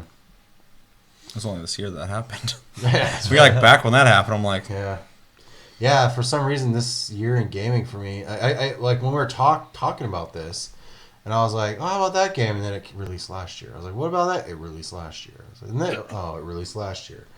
You know, so I'm forgetting about the first half of this year, and I'm just melding it with the last 3 months of last year. And We did that last year and the year before as well, though. So, I mean, like, you just kind of forget. Especially games that show up in the very beginning of the year, like Monster Hunter. I think that was my game of the year. But it came out in January, so I was like, man. fuck Blair Witch though. That ain't making shit. It's fucking dead to me. If I get one game a year that I get to fucking hate. Everyone knows I'm pretty open to most games. I'm like, there's something good about it. I won't even talk shit about Anthem. That game though, go fuck itself. It's awful. I hate it. If you liked it, good. That's great. I'm happy. Did you ever try Graveyard Keeper? No. No. No, I need to. It was on Game Pass and then it wasn't. So I gotta buy it, which is not a big deal. But I really like how Game Pass is just so easy to fucking. Yeah. So overall, I think it was really interesting. A way shorter discussion than what we've been playing. And GameStop. GameStop's fucking demise. So yeah, anything else you guys want to add out there that could possibly make your list? And obviously we'll be talking about a more definitive list at the end of the year, but I thought it'd be cool to kind of see where we're at. I'm kind of glad I was able to offer Resident Evil 2 and Control, because I think Resident Evil 2 is going to go like no one's going to be thinking about it towards the end of the year for some reason. And I think it was really fucking good. I think it was really good. It's one of my favorite survival horror games ever. So it was on my list, but I never played it, but I've watched a lot of gameplay of it, so it's like it's on my list of like at least an honorable mention. Yeah, for sure. It's just I fucking loved it, man. Even the shooting felt good, let alone the horror and the story and seeing the whole thing over and over again. So very cool. And yeah, Control, I can't wait to beat, just so if I'm gonna pull the trigger or not on if it's my favorite, because I'm just really invested in that fucking game. I love it. You need to play it. I think you dig it. Yeah, it seems like a game you would like. Anything else? Nothing? No.